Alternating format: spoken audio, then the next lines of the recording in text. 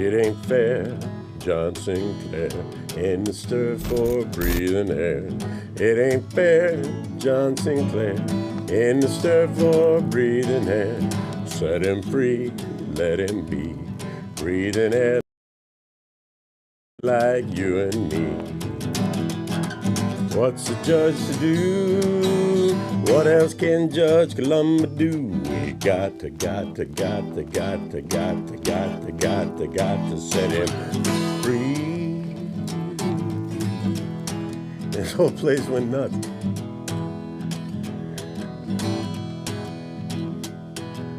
If he was a soldier man, shooting gooks in Vietnam. If he was CIA, selling dope and making hay, he'd be free, breathing air like you and me. What's the judge do? What else could Judge Columba do? Well, we got to set him free. And sure enough, that was Saturday, and then next Monday, John Sinclair walked out of jail. And the Supreme Court issued an opinion in People versus John Sinclair that said, it's cruel, it's unusual, it's arbitrary, it's irrational, it's capricious, and it cannot be the law in the state of Michigan that we treat marijuana the same way we treat opioids. And they set him free.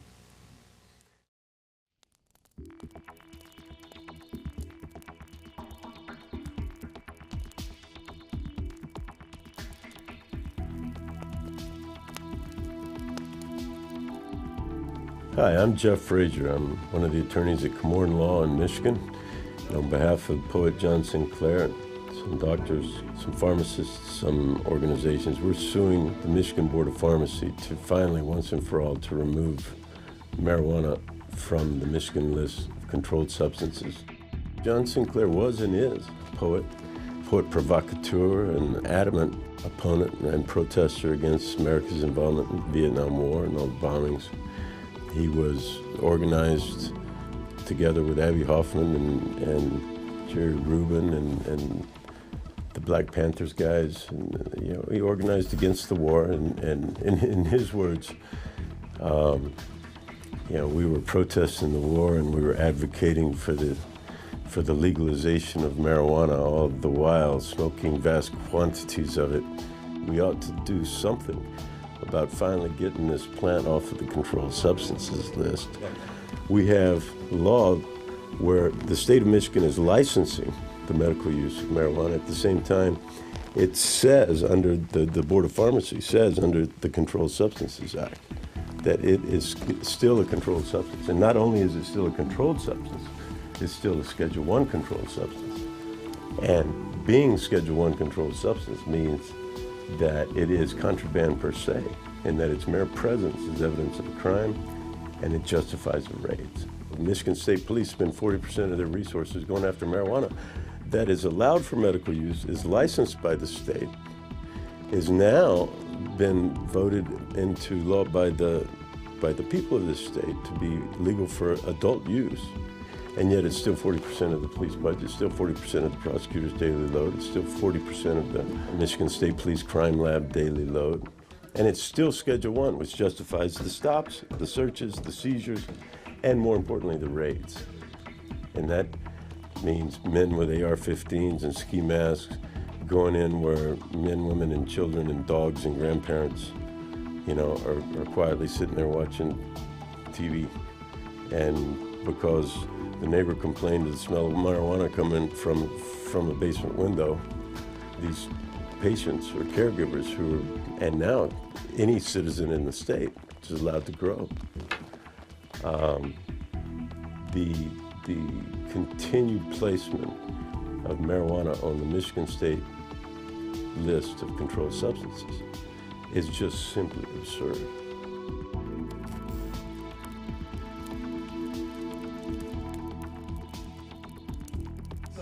Lawsuit arose from, it has a lot of history.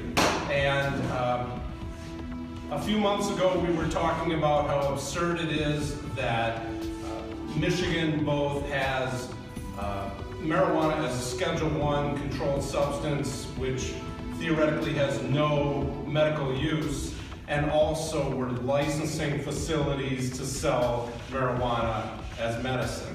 And we all believe that those two cannot stand together, that they are incompatible. And so here we are today. It's got a medical, legal identity with huge bureaucracies of the state, supervising and charging a minimum of $66,000 for you to open a dispensary to sell this weed that last year you could have been arrested and sent to prison for by the same people. You know, this whole thing is just totally horseshit, if I could use that. That's a technical term. It's hard to even fathom. And you know, for 80 years they've been locking people up and taking their possessions and harassing and terrorizing us as citizens because we like to smoke weed. So I'm proud to be part of this effort.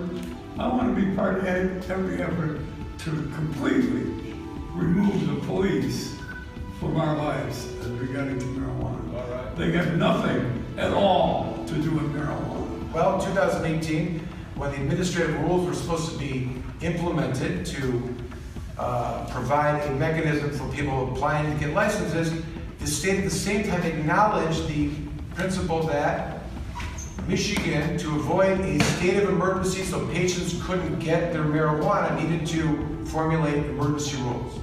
So, first of all, when the legislature passed this law, they acknowledged that the state would be in an emergency if people didn't get marijuana. That is not how you talk about a controlled substance. Secondly, the way that they dealt with it was that they allowed caregivers, who they vilified for the last however many years, to supply these places where patients would get cannabis. This is not a controlled substance. This is not how controlled substances are provided for patients.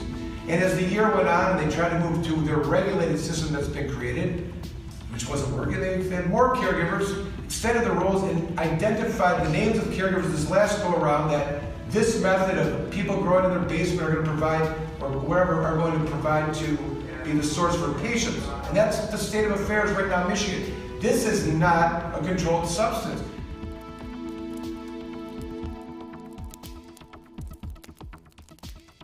Hi, I'm Steve Miller. I'm a retired sergeant with the Canton Police Department. Had just under 25 years of police work. On behalf of John Sinclair, our law firm, Komorn Law, along with Matt Abel and his law firm at Cannabis Council, are suing the State of Michigan Pharmacy Board to have marijuana removed off the controlled substances schedule. So today I'm here to tell a story. We're going to call it the 7 degrees of separation between Steve Miller and John Sinclair, and linked through one fairly famous politician, Mr. Perry Bullard. 20 plus years ago, when I was a young detective, I investigated a case in which Mr. Bullard suffered a tragic death. He was a great politician to have. I had to investigate that death.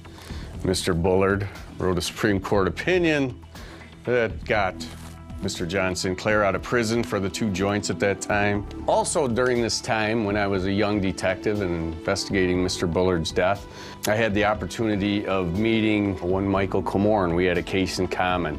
And over the course of that case, he was the defense attorney. We actually did what most think is impossible, and he and I became good friends over the course of that case, and I developed a lot of respect for him at that time. Michael Komorn, in and around that same time, bringing me to the future where Mr. Sinclair and Mr. Bullard are connected through a Supreme Court opinion written by Mr. Bullard and setting Mr. Sinclair free. Fast forward to now, we have a pretty significant lawsuit against the State of Michigan Pharmacy Board right now. This would be a major thing. If we prevail in this lawsuit and marijuana is removed off the controlled substances schedule, then that will be a major, major thing, and I will feel like I've been a major part of history. Michael Komorn, and through his law firm, has really made significant impacts against the war on drugs, especially as it relates to marijuana, and fighting for what's right in this case and for medical marijuana patients and caregivers all over the state. He is a pioneer in the legal world in marijuana law, and he needs to be commended for all the good work he's done in this area to try and get things right. Hopefully we'll get our hearing. If not, then we'll fight it out in the Court of Appeals and ultimately back to the Supreme Court that originally spoke in the case of John Sinclair back in 1971. It's time for, this absurdity that has forever lived at the heart of the drug war to be done with. And the way to do that is to take marijuana off the controlled substances list altogether. It's no longer to be policed, it's to be regulated.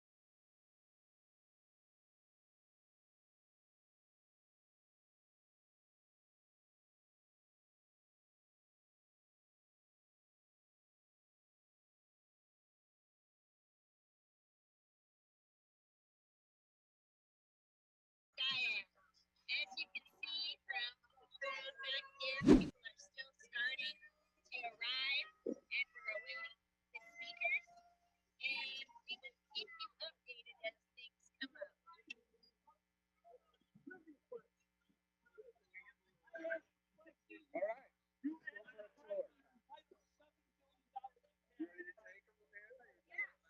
So guys, let's go on a tour and see what we can see. Come on through.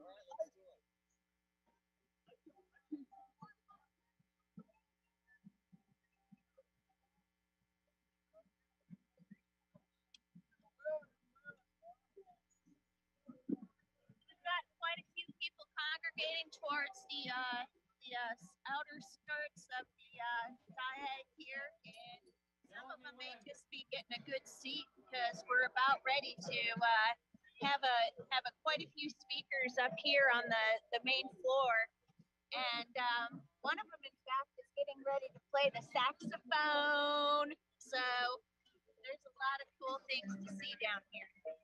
Sun is shining. All right. Yeah. Thank you. Good. We're with the Steve, I'll hang up with you.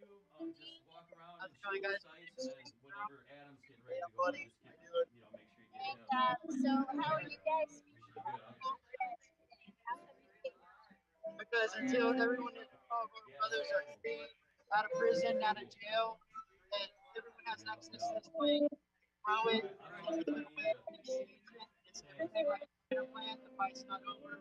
We still have work to do. So our brothers and sisters tomorrow have to wash their clothes in the toilet because they're incarcerated over a plant, are having it, or possessing it, so they don't get sick from someone that has COVID. Our job is not over. We have work to do.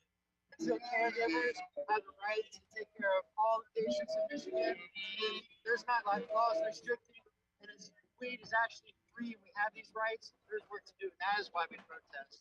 So tell me about your sign. What do you got on your sign here? Our sign is for Flushing Township. Yeah, what happened was I've been living there peacefully as a grower for 6 years now. I've been caregiver for about 11 years. And I found out that they were trying to start an ordinance that says all these things. You can't be a caregiver in your house. They're saying you can't go outside. You got to have 5 acres of land in order to grow 1 extra plant for a patient. They're trying to say you got to put up a building You have to be on only a small 375 square foot, which is not enough space. You have to put your name on their list, make a spectacle of yourself, give them your address, give them money. They have to come over, they think, and search around your property and give you permission to be a grower. And then you have to be 50 foot from lot lines. You have to call yourself a business, which we're not allowed to be a business as a caregiver, you guys. And the last thing is, first of all, they can come over. Anybody at the township level can just come over to your property anytime they want and search around your property. So we're trying to have a public hearing. They're going to have a meeting about this. We can talk about it. So it's on April 12th. It's up in Flushing, Michigan, and it starts at 5 o'clock. It's a little protest. The meeting starts at 7. How did they find out more information if they wanted to ask questions? Yeah, Instagram at Clio Cultivation right here. It's my business. I'm an owner of a grow store. So that's one way. Or you can also see me on Facebook at Bunny Dalton, Dalton. And you can communicate through Messenger or whatever you want. You can also call the store and leave a message, and I'll get right back to you. The number is 810-686-GROW, 4769. We're open every day except Sunday. If you want any grow supplies, we help you with grow supplies. So it's ClioCultivation.com. But that's not what I'm here about. I'm here because I live there, you guys. I started a grow store because I wanted to help people grow. That's what we do. And they're trying to take away our ability to peacefully grow. They're saying an outdoor plot is too much for them. They don't like it. Well, that's part of the rules. You can grow it outside. So they're not really have much to say, in my opinion, as long as it's done right, keeping the fences up and whatnot. And then indoors, they don't even know about it. It's all protected under HIPAA law. And so they're trying to break the Disabilities Act, the HIPAA law. They're trying to literally change the law because they didn't like a few outdoor growers. People complained about it. So I understand if there's a few bad apples, but they cannot change the law. They cannot take away our rights. I gave them one line in the ordinance that said your name of your address and your name of your ID had to match, where you're living at. You can't have 20 grow houses. I gave them that one thing. That's what they want. They said they want safety. That's safe. So you get to be a caregiver and so on. And what they're not recognizing is there's actually a Supreme Court decision. It's called DeRuyter versus Byron. And it's pretty well known that they said three main things. If they make an ordinance, it has to be reasonable. It has to follow state law, and it has to be so that every one of us gets to be a caregiver. And so I'm going to remind them of that this doesn't allowing us to be caregivers. And so since we caught it in the draft before it got voted on, it's back to planning. And so we're going to ask them to change it, take out the square footage requirement, remove the land requirement, and just allow us to be growers. And one more reason why we're here today.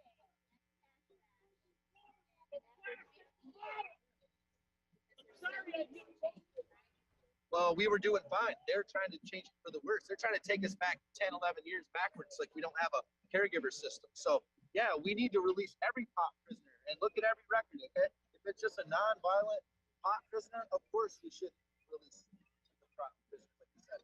Yeah, everybody needs to be released. Until everyone's released, until everyone is free, no one is free. Until everyone has access, no one has access. This is a domino that once it's tumbled, other cities and municipalities can use this domino to topple it in their cities too. All eyes are on this. This is big. That's why so many people know about it. It's big because other cities will be able to follow this and they'll change their rules too. You don't need 5 acres to grow a couple plants. You don't need 5 acres to be a caregiver. This is not what was written in the original law, and we need to abide by that and keep that going, keep the knowledge out there. So many people think this is recreational is here and it's staying that we're good, but recreational doesn't give us the medical protections that we need. HEPA laws that protect us medically, they give us extra protection as far as having it in our system, driving and so on and so forth. So many things. Cannot stress having a medical card enough, but knowledge is everything. Please do everything you can. The fight's not over. Had 50 years ago, people not came here to protest, John Sinclair and so many others would still be in prison right now. Thank you so much, you guys. Thank you, guys. Good job. Thank you. Keep it going.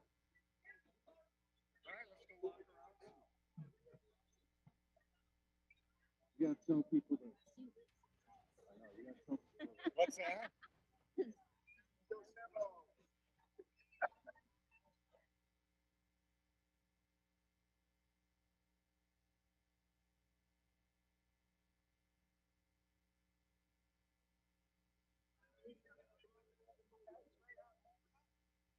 Let's go get Tim back on the line.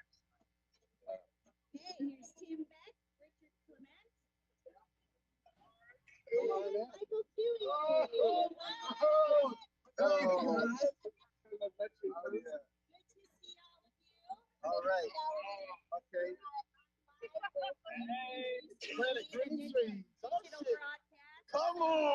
So, spread like that and give us a couple of words as to why you're here and take it away.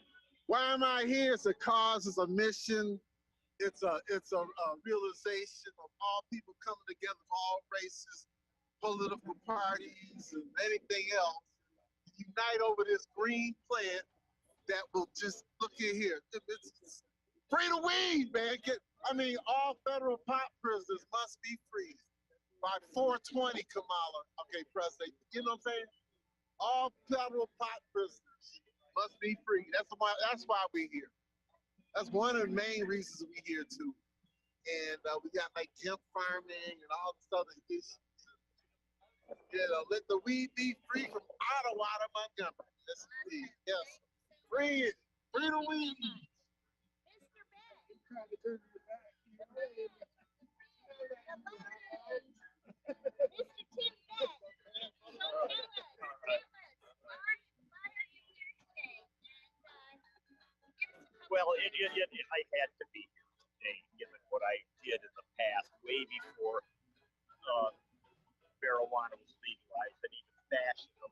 So today, I'm being unfashionable to liberal and our quote-unquote liberal, but believe me, they hate it. They absolutely despise it. I just like to be here to kind of rub it in a kind of esoteric way. Darn right. You're darn right. Thank you. Michael Tui. Man, he has gained a lot of fame. His court decision has just skyrocketed him into kind of a local legend, a Michigan legend. So tell me, why are you here today? Oh, geez. You know, people have been asking why did need to still protest, and there's still a lot of people that are still incarcerated for cannabis. We still have a lot of people that are still not upholding this recent decision that we had in the Court of Appeals. We're still having calls that are coming into your guys' office at Komorn Law, as well as my office, constant messages that the judges and things are still denying this, and that there's still a lot of ground that has to be won. Michigan does have some really great laws, but other states were still limited by state laws and crossing state lines, and on a federal level that we have a long ways to go. So I had to come here today to see everybody. Not being here last year was really weird. Waking up at the Caribbean Hotel and having it be empty today was really weird when it's usually packed. I've never not been there with it packed. So I just had to come down and be with everybody. Part of the protest. So thank you guys for coming out. This is awesome. Thank you. All right. Good seeing you, Michael. We've had a lot of really awesome people here today.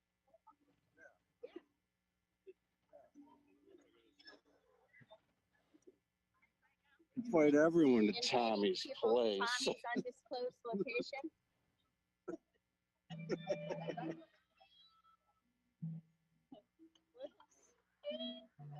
We're definitely going to get the That would be considered a party foul. Okay, one moment, please, while I secure myself. Safety first. Right. Do the shirt.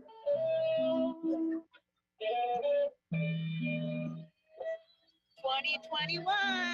Let me mask up.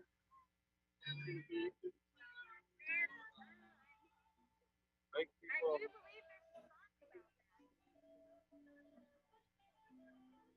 people, people speak up. Because people are fucking me up with that.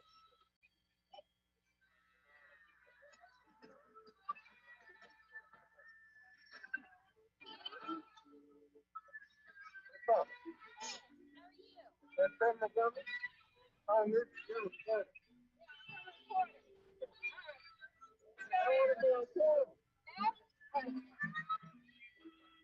He's in? I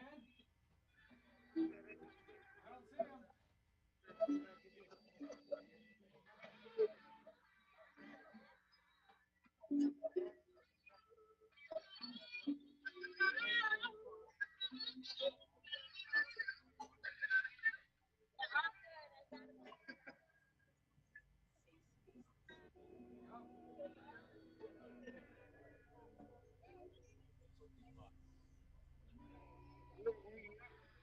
Brave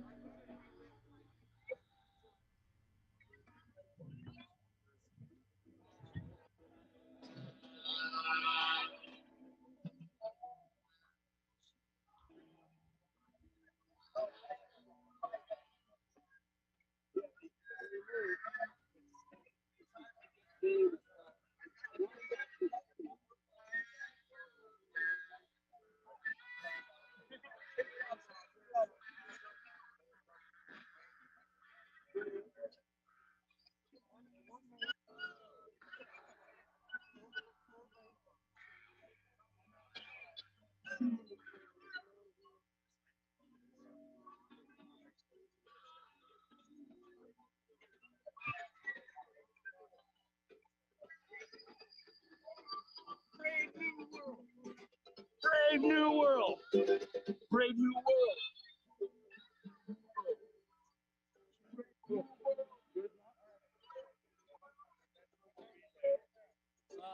Once we clear out of here, we'll head right over. Come on over whenever. It'll be a good time.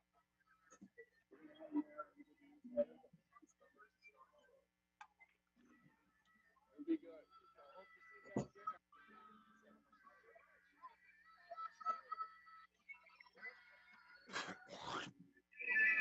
I just gave you the address,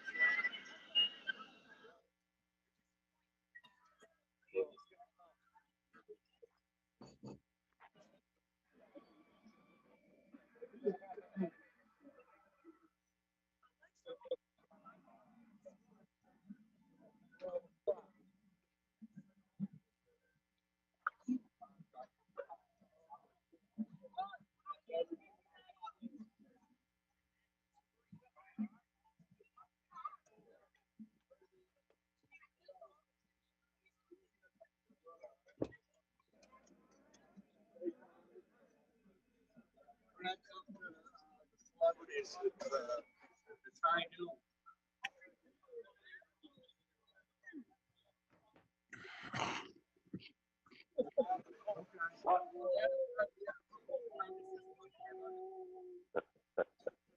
Miguel, what are you doing?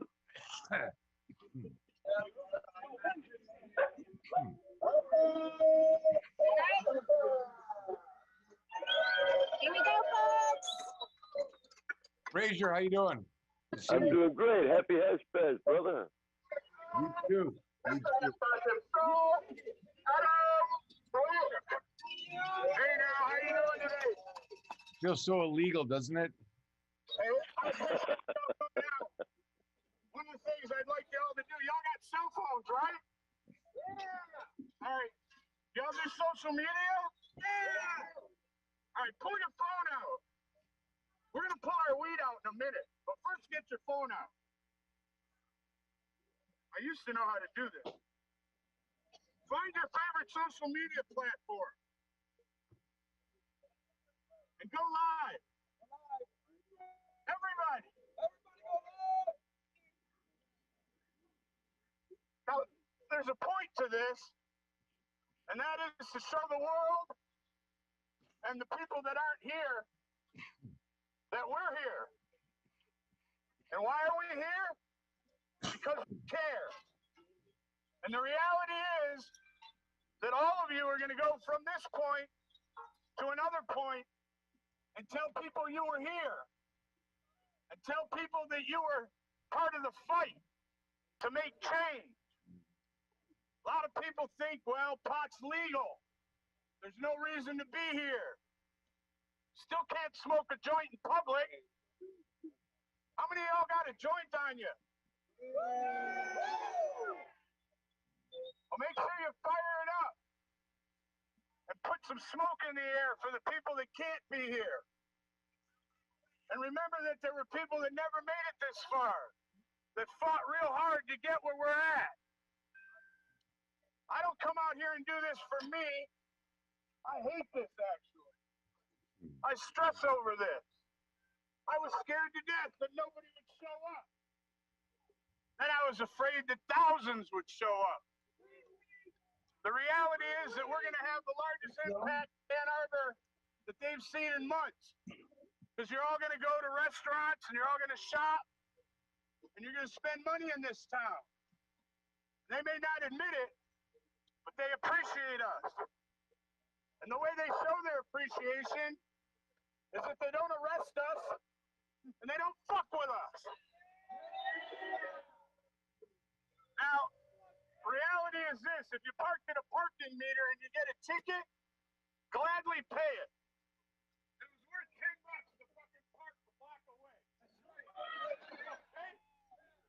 I didn't even bother feeding the meter. Just paying their $10.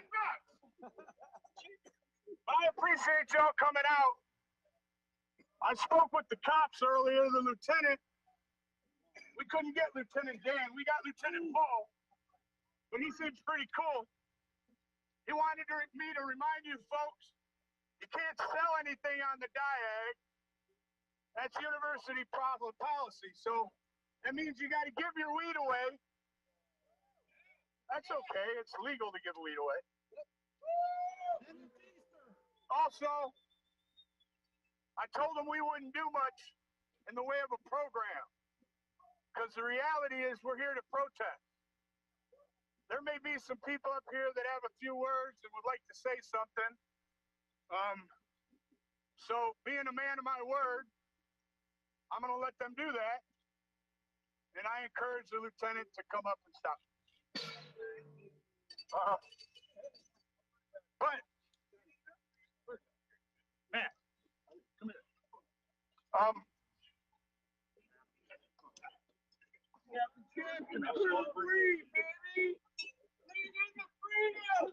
Here, it's just for me. All right, so here's the deal. We're not supposed to be smoking, but that's okay.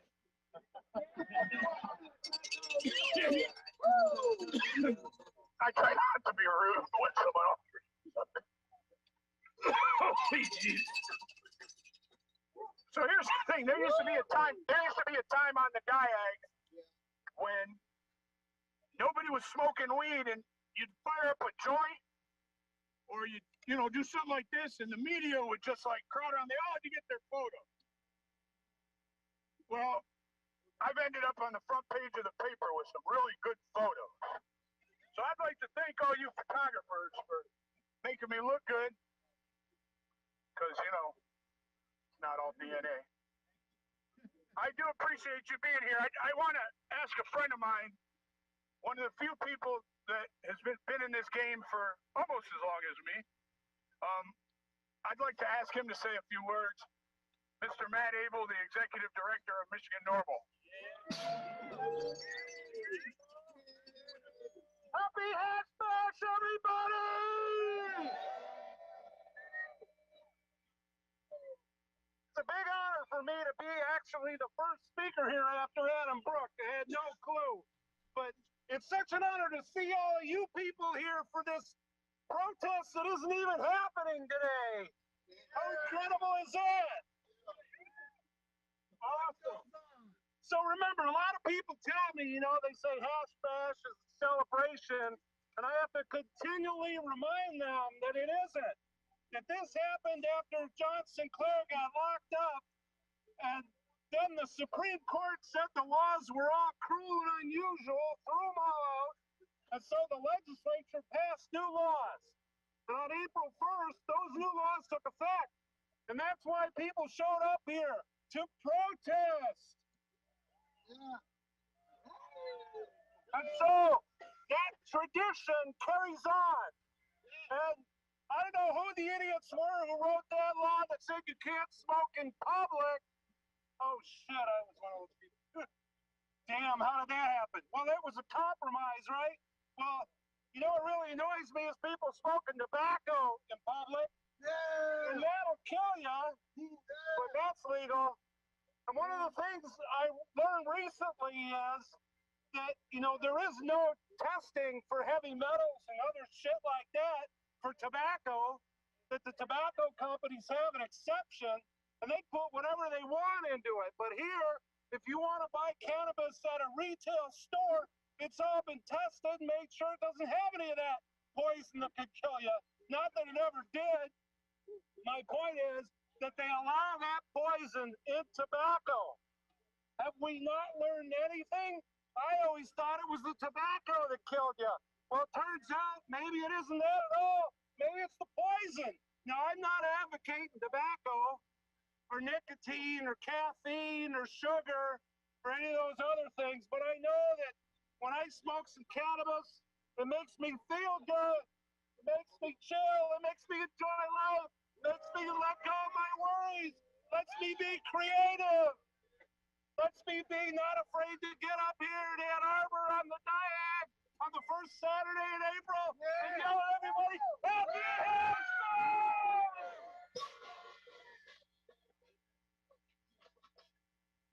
I've been informed that our hero, Mr. John Sinclair's in the house. He's up here. Yeah. And you can give him weed. It's legal now. He might not smoke one with you. So you might need two. I know I stopped passing them around in circles a couple years ago because I got sick so many damn times. I'll tell you, I never got COVID. And you know, the statistics have shown the people who have cannabinoids in their system are getting less incidents of COVID. And when they do, it's less serious. No, I'm not advocating that you all smoke marijuana, and it works for me.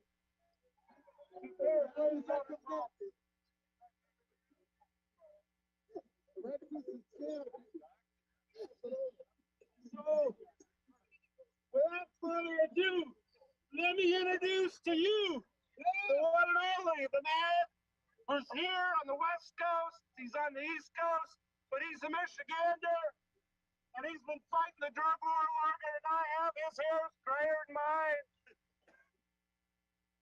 His voice is more sore throat than mine. And here he is, the one and only Dr. Detroit! Boy, am I grateful to be with you and loving our connection from the cannabis, from the sacred herb, the weed. We need to free the weed and free ourselves and be free and be happy and be calm and have an attitude of gratitude. You know, an appreciation for this day, an appreciation to be together as brothers and sisters here on the Diag. Jeff Frazier's in there. All right, gratitude for our lives, for the sacred herb. You know, a thankfulness to be here today together in our solidarity. We're the leaders of human consciousness and human evolution. We're healing ourselves. We're doing emotional healing. We're healing the inner self so we can have inner peace. The sacred herb gives us inner peace. We're able to handle our lives. We're able to accept what's on our plate. We're able to not only accept the happy times here at Hash Mash, we're able to accept the blues, the sad times. We're able to accept all of our life, all of our feelings, all of our family, all of our neighbors, everyone, all species. Please heal, love, embrace, accept, have radical acceptance of yourself and life itself, the sacred herb. There's a spiritual side to cannabis in all of us. There's something deep in our souls in all of us. There's psychological healing in cannabis, not just medical. We got to heal the planet and get along and have a live and let go attitude. But first accept ourselves, then accept life, and have gratitude in your heart. I leave you with the words of gratitude and self-acceptance. Love for self, love for society. It's a love drug, folks. Free the weed. And God bless Dr. Detroit. I want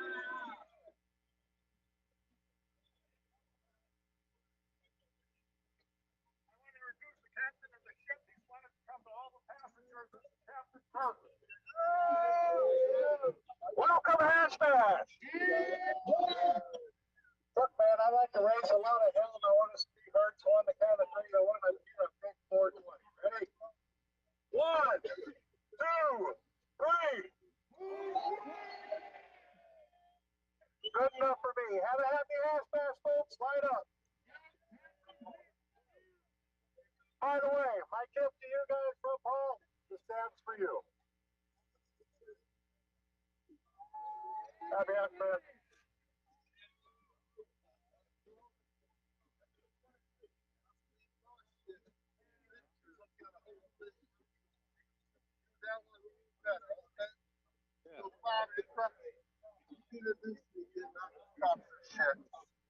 Mr. Richard Clement. Oh. Greetings, greetings, great brothers. All right. There's the song. Hey, give me a W. Give me an A. Give me an E. Give me a D. What does the spell? What we want. What we need. What the people agree. To bring the weed. What the jobs we need. Now the people agree that the weed shall be free. That we the bring. All right. That we the bring from 520 on the Diag to 420 on Equinox. That we the bring. All right, people. Hey, we was a long fight. It's been a 50-year fight. We came a long way. And you know, this COVID thing that opened up some doors, okay? I mean, it's all in the spirit, you know? You know, I got this shot to, hey, if it wasn't for cannabis, I never would have got this. Oh, yeah. Oh, yeah. So, hey, got some things going in Lansing. We got some things to do in D.C. Doing it on 3, say free all federal black prisoners. Free all federal black prisoners. Free all federal black prisoners. Free the weed. For the jobs we need. Free the weed. For the jobs we need. And the people agree that the weed shall be free. That we the rich. Thank you. I'm going to get a hand off the ball here. Carolina, who we got? Lane, so we got Lane. I'll say your name. A finalist on The Voice is going to say a few words. Welcome, Lane. Bring it, baby.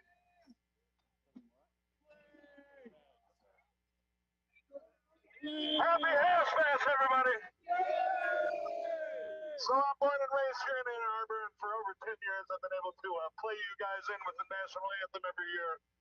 But you know, this year we're gathered here for this protest, and I want to remind everybody, because some people think this is a celebration. We've made some progress, but until all prisoners in this war on drugs are freed, we haven't done our work. Many nonviolent people that are in jail right now and have had their liberties taken away and their lives ruined by this totally uncompassionate system that criminalizes and punishes addiction and drug problems. And this is a major issue. So yeah, we've gotten far on this good fight, and there's a long way to go. I think some of us hope for a little bit more liberty with this plant, and unfortunately it's going to be overregulated like many other things. So we still got to make sure that we fight for the things that are important. One is make sure that we keep our right to grow our own. If it's not free for us and tax-free for us to be able to grow our own plants in our own homes, then we haven't done our job. This can't be left up to the poor quality that is being provided by the legal dispensaries at this point. So, I'm sorry, but I don't have skin in the game, so I can speak honestly, and all of you that love this plant can tell that we don't have the same access to stuff that we did even 5 years ago because of the given system and the fact that caregivers have been shut out. So make sure you speak your mind. Make sure you stand up for the right to grow and stand up for ending the war on drugs. All right, y'all. Happy Hash-Bash, and I'll see y'all in a few minutes with the reason for this event, Mr. John Sinclair. So take care, y'all. Stay comfy and stay stoned.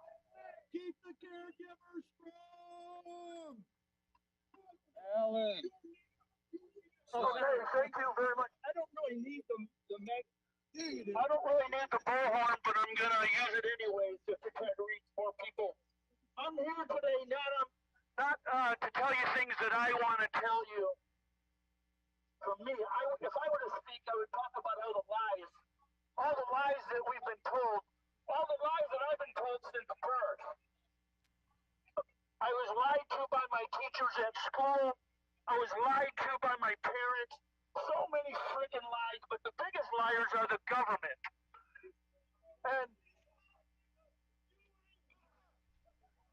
But I don't want to talk about all those lies. I'm here on behalf. I want to speak on behalf of my friend Marvin. Marvin has spoken at the hash bash going all the way back to 1842. No, wait. 1492. That's the lie. Christopher Columbus discovered America in 1492. Huh. The Chinese were here in like, what year the Chinese were already here? Yeah. So, I'm here on behalf of Marvin from the Party. And he's a dedicated weed smoker. And Marvin taught me one thing. And this is one of the greatest things that I've ever been taught. He taught me how to eat an apple. So I'm going to show you how Marvin eats an apple.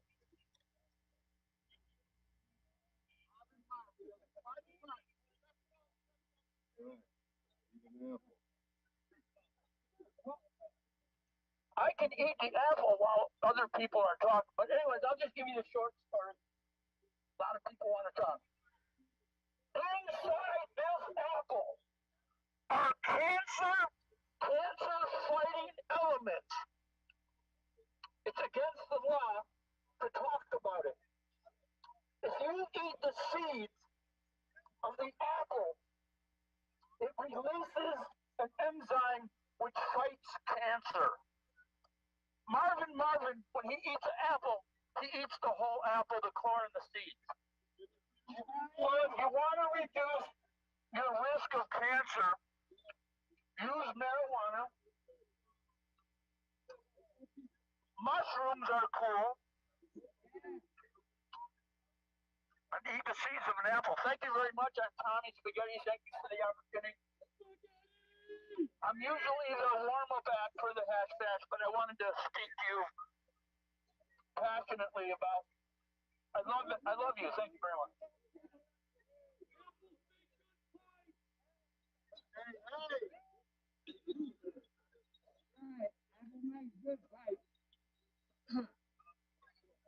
My name is Brando the Weed Commando from the Daily Dope Show.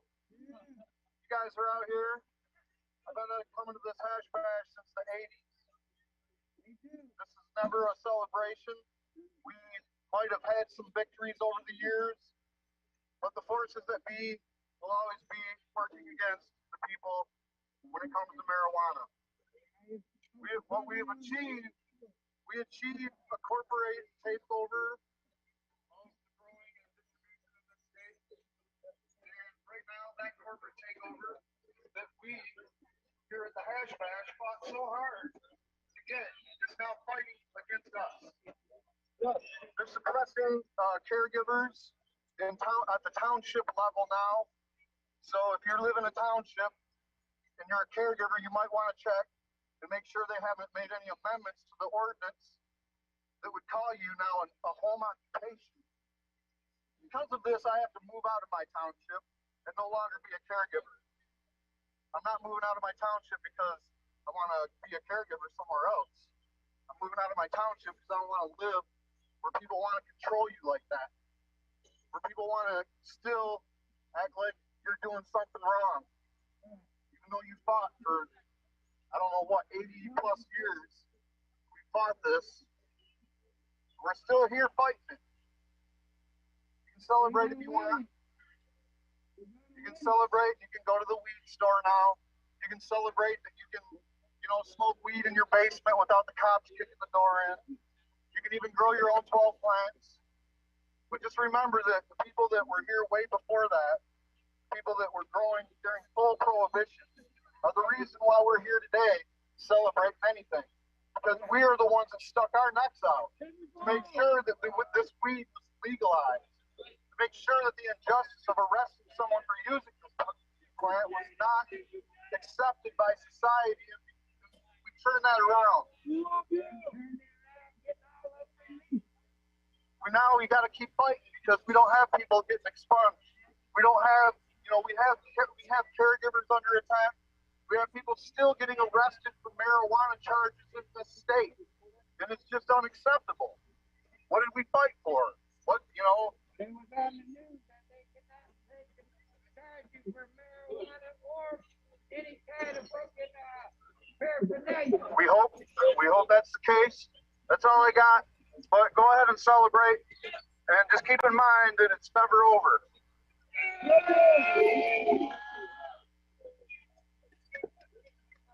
Hello, my name is Chris the Anarchist Ryan. I'm one of the yippies. Andy Joslyn was my mentor many years ago. I used to be a friend of a guy named Jack Harrer. You may have heard of him. He wrote a thing called The Emperor Wears No Clothes. And there's an important piece of wisdom that he imparted unto me. Jeff, can you hear me? You. There is no such thing as a good hot ball. There is no such thing as a good hot ball. And that doesn't particularly matter what kind of hot ball it is. Kind of see you. Offer you a better alternative. It's called repeal. Go back to the days before Prohibition, when we had no pot laws whatsoever. Repeal. We don't want those stinking pot laws. Thank you very much, and good night. I see Jeff.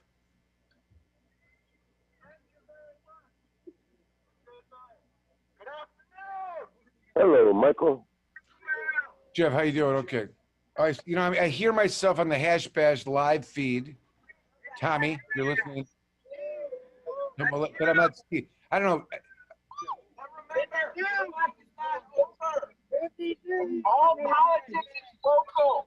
I want everybody to go home and support It's really everybody weird. on a ballot that they can. That is pro-cannabis. I don't care if you're running for dog catcher, drain commissioner, or I can just hear- whatever, school board. Start going to your meetings. Tommy. Start asking the questions. These communities, we need these jobs. We need these taxes. Let's not be here for 50 more years. Thank you. Amen. Jeff, do you want to do some commentary? Well, is this 50 years? Do I understand this right? This is the half a century mark, huh? Yes, Tommy's calling me. Tommy, what's going on? No, I see that. So put me and Jeff up. We can do a little video. All right. All right. All right, here we are. We're on, Jeff. We're on the video. All right, good. Well, hello. The technology is working, I guess. It's great. To follow along our last conversation, my 80-year-old mother is just delighted with CBD down in What's Texas. happening? 50 years after the first Ash Bash. We are having fun. Here it is. It's Steve Miller. It's Steve Miller. Can you hear us? Speakers. Yeah. You can hear Steve. Speakers? Steve. All right, what should we do now for Steve Miller. Oh, there's John Sinclair and Alan Peisner. Claire and Alan Hines. John Sinclair. All right, to Michigan. Ellen. Okay. Yep, absolutely. Steve.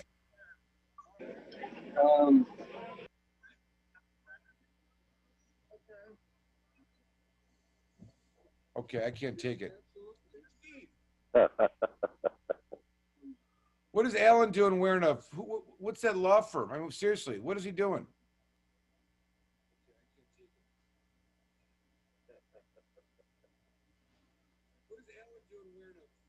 Oh, the sun's out. You got some nice weather for this gig.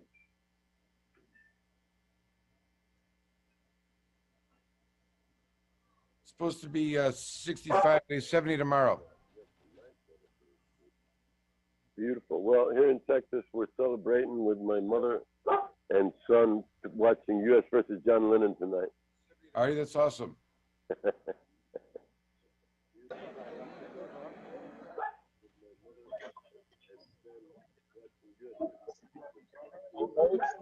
good. So, the one that comes up with that is that 13th Amendment with Michelle. From, you know what I'm talking about? Yeah, the movie 13. Yeah. About how the ultimate exception that ate the rule. You know, no slavery except as punishment for crime. That.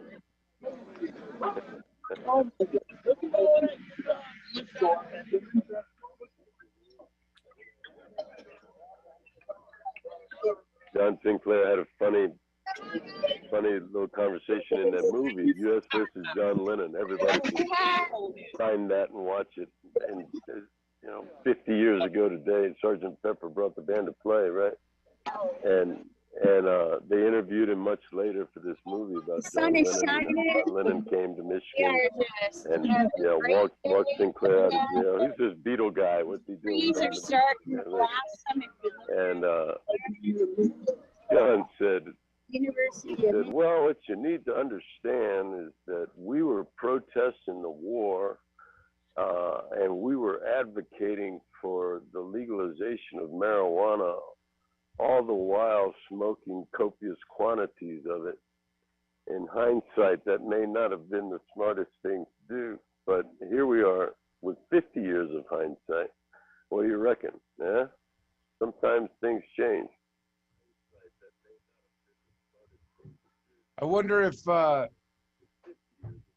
mean, there's a long history of the Nixon administration trying to deport, investigate, get dirt on John Lennon. I wonder if that was prior to the event you're talking about or after. Because the good argument is that John Sinclair's attention was drawn to John Sinclair from the Nixon administration. They tried to tie him up in that CIA bombing. They're wiretapping using their, secret program that they had, the Nixon warrantless wiretapping program, which was later determined to be unconstitutional. Our esteemed Supreme Court Justice Rehnquist's whole plan and program that he developed for the Nixon administration turned out to be unconstitutional. But what do you say about that, Jeff Fraser? You think John Lennon and his disdain from the Nixon administration existed? Do you think it was there at the same level we know it to be before the Sinclair rally and the freeing of John Sinclair, or did that have nothing to do with it? Yes and yes, I think, and everything to do it. I think that Lennon got on Nixon's radar, when they did the whole, he and Yoko, did the bed piece and the hair piece, and, but then they came to New York City, and I think that he got on Nixon's radar when they said give peace a chance, and they had this big rally on the, in the Washington Mall. Nixon looked out his window and there's 1 million people in the protesting the Vietnam War saying give peace a chance. So the hackles went up. It would be interesting to see an exact timeline, but from what I see in this movie, U.S. versus John Lennon, that after the rally, the Free John Sinclair rally, Bobby Hoffman and these guys wanted to continue. They wanted to go to the Republican and the Democratic National Convention, and so they became a real focus. I mean, as if the blowing up of CIA offices in Ann Arbor wasn't enough to kind of draw some focus. After the Freedom Rally, that's when Lennon was getting really scared. I mean, his phones were tapped. He was hey man, I'm a little in over my head here, and he refused Abby Hoffman's invitation or withdrew his acceptance to go to become that much of a public figure, and they just came down on him. They dug up some 15-year-old marijuana bust and issued a deportation order. And not only, I mean, it's amazing how much jurisprudence this one, series of incidents right there in Ann Arbor, in Michigan, in 1971, 70, 71, 72, that it all coalesced. It's amazing how much was going on and how much jurisprudence actually came out of it. We know the People versus John Sinclair, which is the Michigan State Supreme Court case that came out after he walked out of jail, saying that there is no rational basis to treat marijuana like a hard drug or to classify it with the opioids or any of that nonsense, resulted in a diminution of penalty. And then they carried on, something that we need to, clearly we learn from and fight. But there's also this case of the United States versus the United States Federal Court, which the dogs are at me, which stood for the premise that domestic wiretapping by the CIA is illegal, unanimous, and as you mentioned, when that started coming up, similar line of appeal finally got to the Supreme Court, and they were ruling on it. Then you have the Watergate break-in, which was not about planting bugs; it was about unplanting bugs, because all of a sudden this CIA domestic wiretapping was going south. So you've got it. Okay, and then one more. I have to track this case down, Michael. This would be a fun one to look at. Is the actual immigration case of John Lennon, when after he's singing "Give Peace a Chance" and after he's singing John Sinclair out of jail and all this other kind of stuff, they revoke his visa and say, you're going home. We don't need any foreigners coming over here and telling us how to run our wars and shit like that. And so there was a long battle, long fight in the administrative level, in the immigration courts and stuff like that he ultimately won. But there was a case that went up to the D.C. Circuit Court of Appeals, federal, on the John Lennon revocation of a visa, and the Court of Appeals there wrote and held that it is improper to inject political calculations in the visa decision, and that's powerful precedent. I cited it in a lawsuit I brought against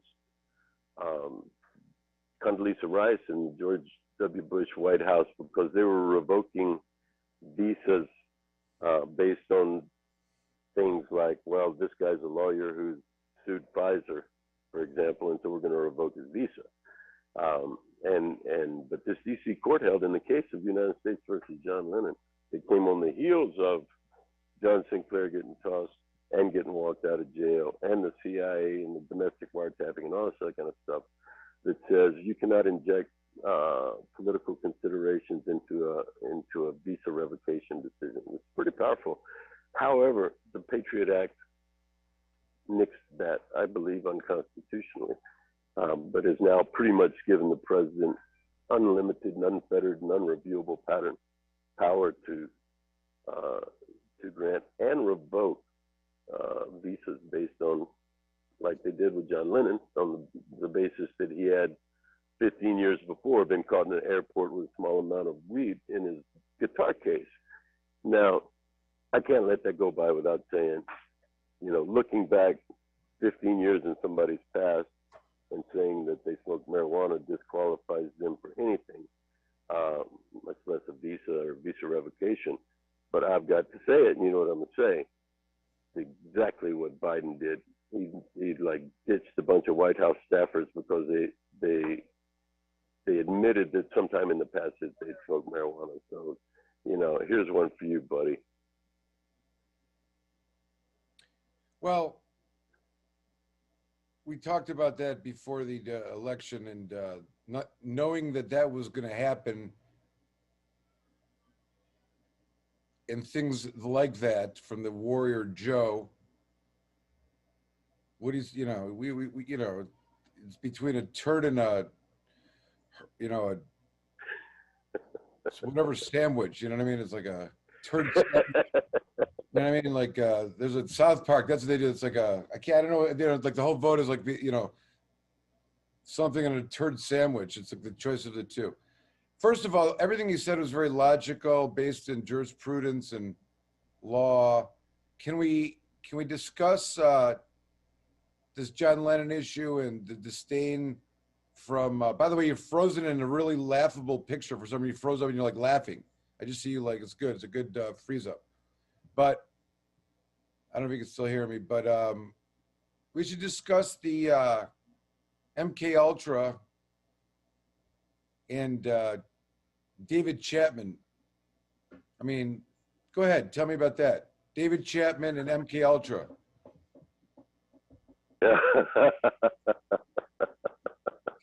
Forget the law, that the logic and rationale of all those cases that you described and all the, you know, predictable thinking because of the way the press is. Let's just talk about MK Ultra and David Chapman as a solution, because Lennon was up in Nixon's craw so deep that, you know, they'd pull from the pool of Lee Harvey Oswald, Whitey Bulger, the fucking Unabomber. I mean, come on. And David Chapman. I don't know if he was or not, but I'm kidding. Well, you want to get rid of fucking what's his face? You know, you're talking about stuff. He gets John Sinclair out, Michigan Supreme Court. He's doing his peace holdout. They want to deport him on some shit they lose. What else is there? You know, I'm telling you, what else? I mean, look, this is all in the context, obviously, of the following fact. There was a point in time where 100% of the LSD in the United States was brought in by the CIA. Brought in? You mean made in a lot? Were they making it elsewhere and bringing it in, or you saying it was? Because there was that lab that they shut down. It was producing a bunch, and then, you know, even before it became illegal, and then it became illegal, and it was like a, you know, they had like a factory that had a big drum of it, and then it just disappeared or something. That's what I recall. But what do you say? Right. Yeah. Well, and then so they're running all of these, CIA is running all of these psychological experiments and all this other kind of stuff. And this guy named Ken Kesey is he's working in there. And so he's like, takes all this acid, and all of a sudden he's like, man, this is some crazy stuff. And so then, you know, that's where the electric Kool-Aid acid test all came from.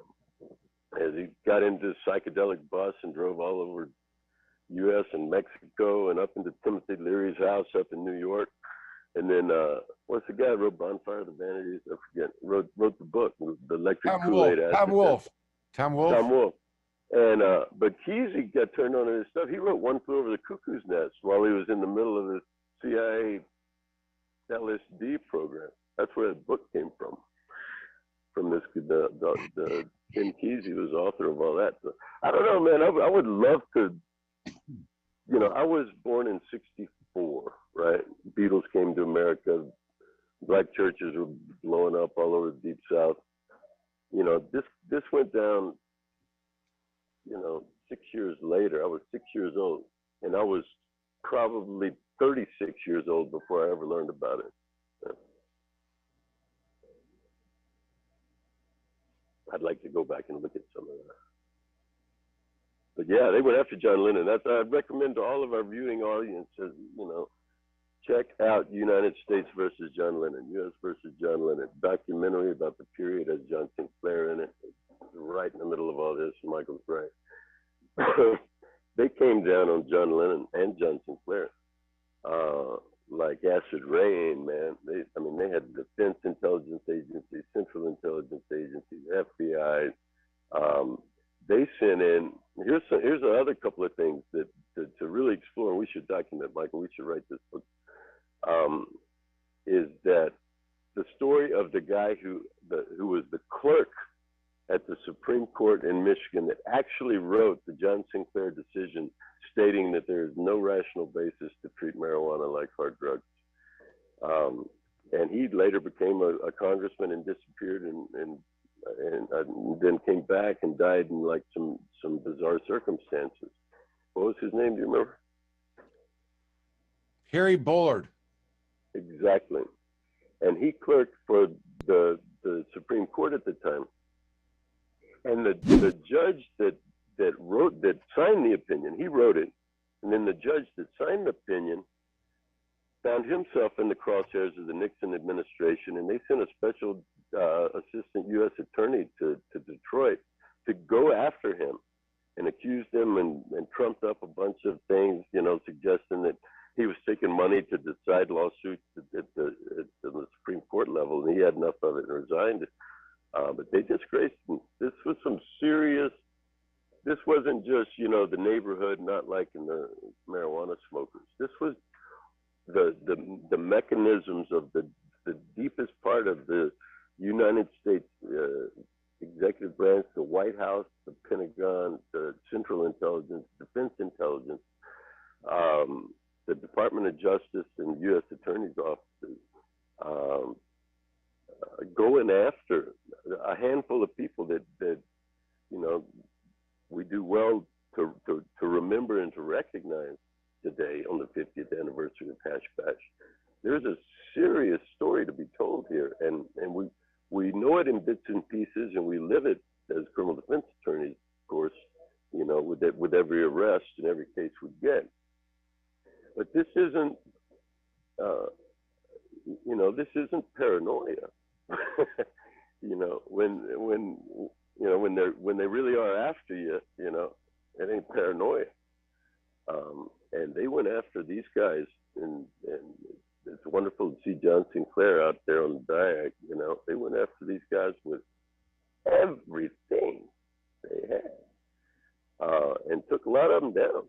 And you know, we're still fighting. You know, well, good and well, we're still fighting these battles today. So you know, when people say, well, you know, why do we have to remove marijuana from the controlled substances list? Well, it's because here we are 50 years later, still having to protest, because they're still using this contraband laws to quiet people's voices and take people down, you know, and to make a lot of money. An interesting point of this protest, which I think has to be mentioned, and there's a common theme, which is that there's a lot of progress that's taken place. The state of Michigan, obviously, overwhelmingly voted for the legalization of marijuana. It's not unlimited, of course. It's not like tomatoes. It remains Schedule 1, and there's limitations to it. Adam Brook even said you can't smoke in public, which is what's taking place in the Diag right now, is a protest, an illegal act against an illegal act intentionally done for the purposes of showing the government the illegality and protesting and being willing to be arrested for that. You know, no, but obviously Ann Arbor is the place to be, and it's gone on, and there's a understanding there. But it can't be ignored that there's a lot still to protest. Obviously, the scheduling of the Schedule 1 remaining, and that of course circles back to our lawsuit. John Sinclair is the plaintiff, and the Supreme Court of Michigan's conclusions back then that it's irrational to define marijuana the same as these dangerous drugs. It's not a narcotic, and it's certainly not Schedule 1. And, you know, there's the good argument, Jeff, that the entire, that was the other lawsuit we were going to file, right? We're going to file a lawsuit to, that the public health code for, the way they list marijuana was just an end around. It didn't conform with the Sinclair opinion.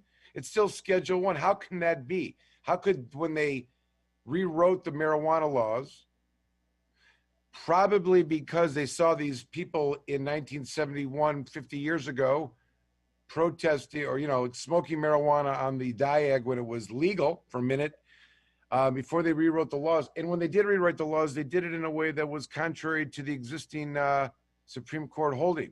That's never really been challenged. But, it's interesting because Michigan is unique in that they have the Medical Marijuana Act, and its enactment in 2008, in 2009, totally influenced by the MPP, the Marijuana Policy Project, which is responsible for getting it passed in Colorado.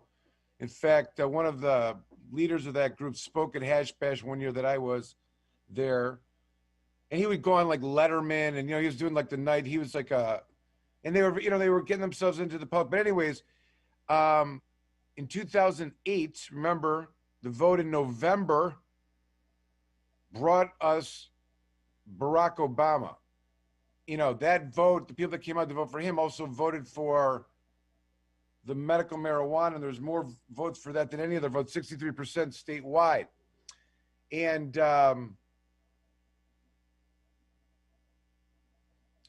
the dynamics, I think, changed because at that time, the Justice Department was still raiding states that had dispensaries, that had, large-scale grows. This was on the radar for all of the DEA and the Justice Department. There was raids in California, 2006, 2007, 2008, even 2009. The Bush Justice Department was just going crazy. They raided Oaksterdam, I remember. They raided Steve D'Angelo's place, Harborside. They were raiding farms in Northern California at that time. And, there was a period of time that prior to the medical developing, the United States was, a lot of people have been in prison for this. They import, the United States import from Mexico or other parts of the world, and we know of the type of marijuana that was around then. You had your Thai stick, you had your Acapulco Gold, these are like the original strains, right? You had your Monkey Paw, I don't remember that, was like a local strain, Michigan actually. What were the other ones? The other local... Well, here the big deal was when the Sinsemilla came along. Oh, Sinsemilla, right. Where was that? Sinsemilla, it literally means without seeds. Sin semillas. It's without seeds. And it was like, oh my God, can you believe it? Now, I don't remember the last time I saw marijuana that had seed in it. Right. The better question is, back in the day, did you ever smoke seeds because you're out of marijuana? Of course. Silly. Because there's some THC in them, right? There's something to be had. When you got nothing, you'll smoke seeds, I guess, right? Yeah. But anyway, but again, this is a period of time, whatever this is, I'm not even referring to me per se, hypothetically, but there was it obviously wasn't being grown as prevalently, and there was you might have some growers, but certainly some was imported and it was coming in from other states, I guess. I don't know all the whole details, but the vision in 2008 when this law got passed was to not let there be one centralized place where all of the marijuana plants that were being grown could be taken out by the DEA. Michigan's medical marijuana program was so unique from the national level by allowing for up to 72 plants at the end of the day to be grown. This is a commodity that an individual could grow that was beyond any other program anywhere in the country. You know what I mean? And it did it in the context of, we got to plant them everywhere. That's the only way for us to ensure a supply for the patients at the time. You know what I mean? And any other model is not going to work. Now, no other state's been like Michigan after that. I mean, I think other states that came out immediately after, you know, looked to Michigan and amended and changed things. Mostly it was the physicians. There's a lot of, you know, inappropriate criticism on the doctors and other doctors coming from out of state, setting up shop and doing certification businesses and stuff like that. So there was a lot of that was taking place. And you see the remnants of that in some other states that set up medical programs. But the point I'm getting at is that, you know, it was so unique and it was such a, it was like a, you know, on the tree of evolution of the way marijuana exists in the world, like that proclamation and the amount of plants, and that was something that was a evolutionary phenomena. You know what I mean? And you can see the role that legislation played over the next X amount of years. I mean, it was the primary source for what became one of the largest patient groups in the country, 300,000 at one point in Michigan. And, you know, supplied by up to 45, 50,000 caregivers at some point. And I know from my practice is that they were, you know, people with targets on their back. You know, the level of depravity by the police to go after patients and caregivers. I was thinking about, I mean, it was funny. I had a dentist in my office wanting to make sure his wife's a patient and she grows for herself. And you know, I was like, man, I'd love to encourage you to get into the licensed business if that's what you wanted to do. He's like, no, we just want to caregive it. It's just that 12 plants for my wife. And, you know, she has a friend we were thinking of who's sick also. We wanted to get it, you know, and, you know, I was reminded of all of the stories and all the evil that befell caregivers. If I had to give advice to a caregiver, I always gave it based on all the stories that came in with some case. How did the police get there? What do they criticize? The dead plant in the garbage cans, the 13th plant, you're out of compliance, or the keys are hanging on the door to the basement instead of, so anyone is, you know, all that stupid shit. And I was reminded of it at one point, Jeff, I don't even know if you know this, but when caregivers, you know, give their name and license to verify their qualification as a caregiver, that goes to the state with the application, the patient and the caregiver are going to get a card from that. And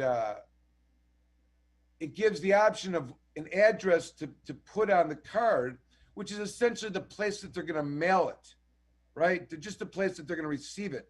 Could be a P.O. box, could be an office.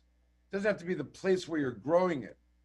So, and I was reminded of telling that story to this couple that had just wanted to know how they can grow their 12 plants and what were the limitations of it. But there was a time when there'd be a traffic stop, cops would get a card, see that they're a caregiver, see the address on the card for the caregiver, and get a motherfucking warrant and go to the house from a traffic stop. I mean, that was a play by St. Clair County all the time. I could think of, I remember the case in Shiawassee. They pulled over this husband, and he's like, the next thing you know, there's a convoy going over to the house. They got his phone. He's driving in between these cars. They're like making him go there and stuff. I got that case thrown out in Shiawassee, but well, have the raids the raids stopped? Is it just since since Mertma or since the MMFLA that those horrible raids that we fought have stopped or diminished or gone elsewhere, or they still raiding? What's that? What's up? I think that the home raids have lessened. We don't have nearly as many calls.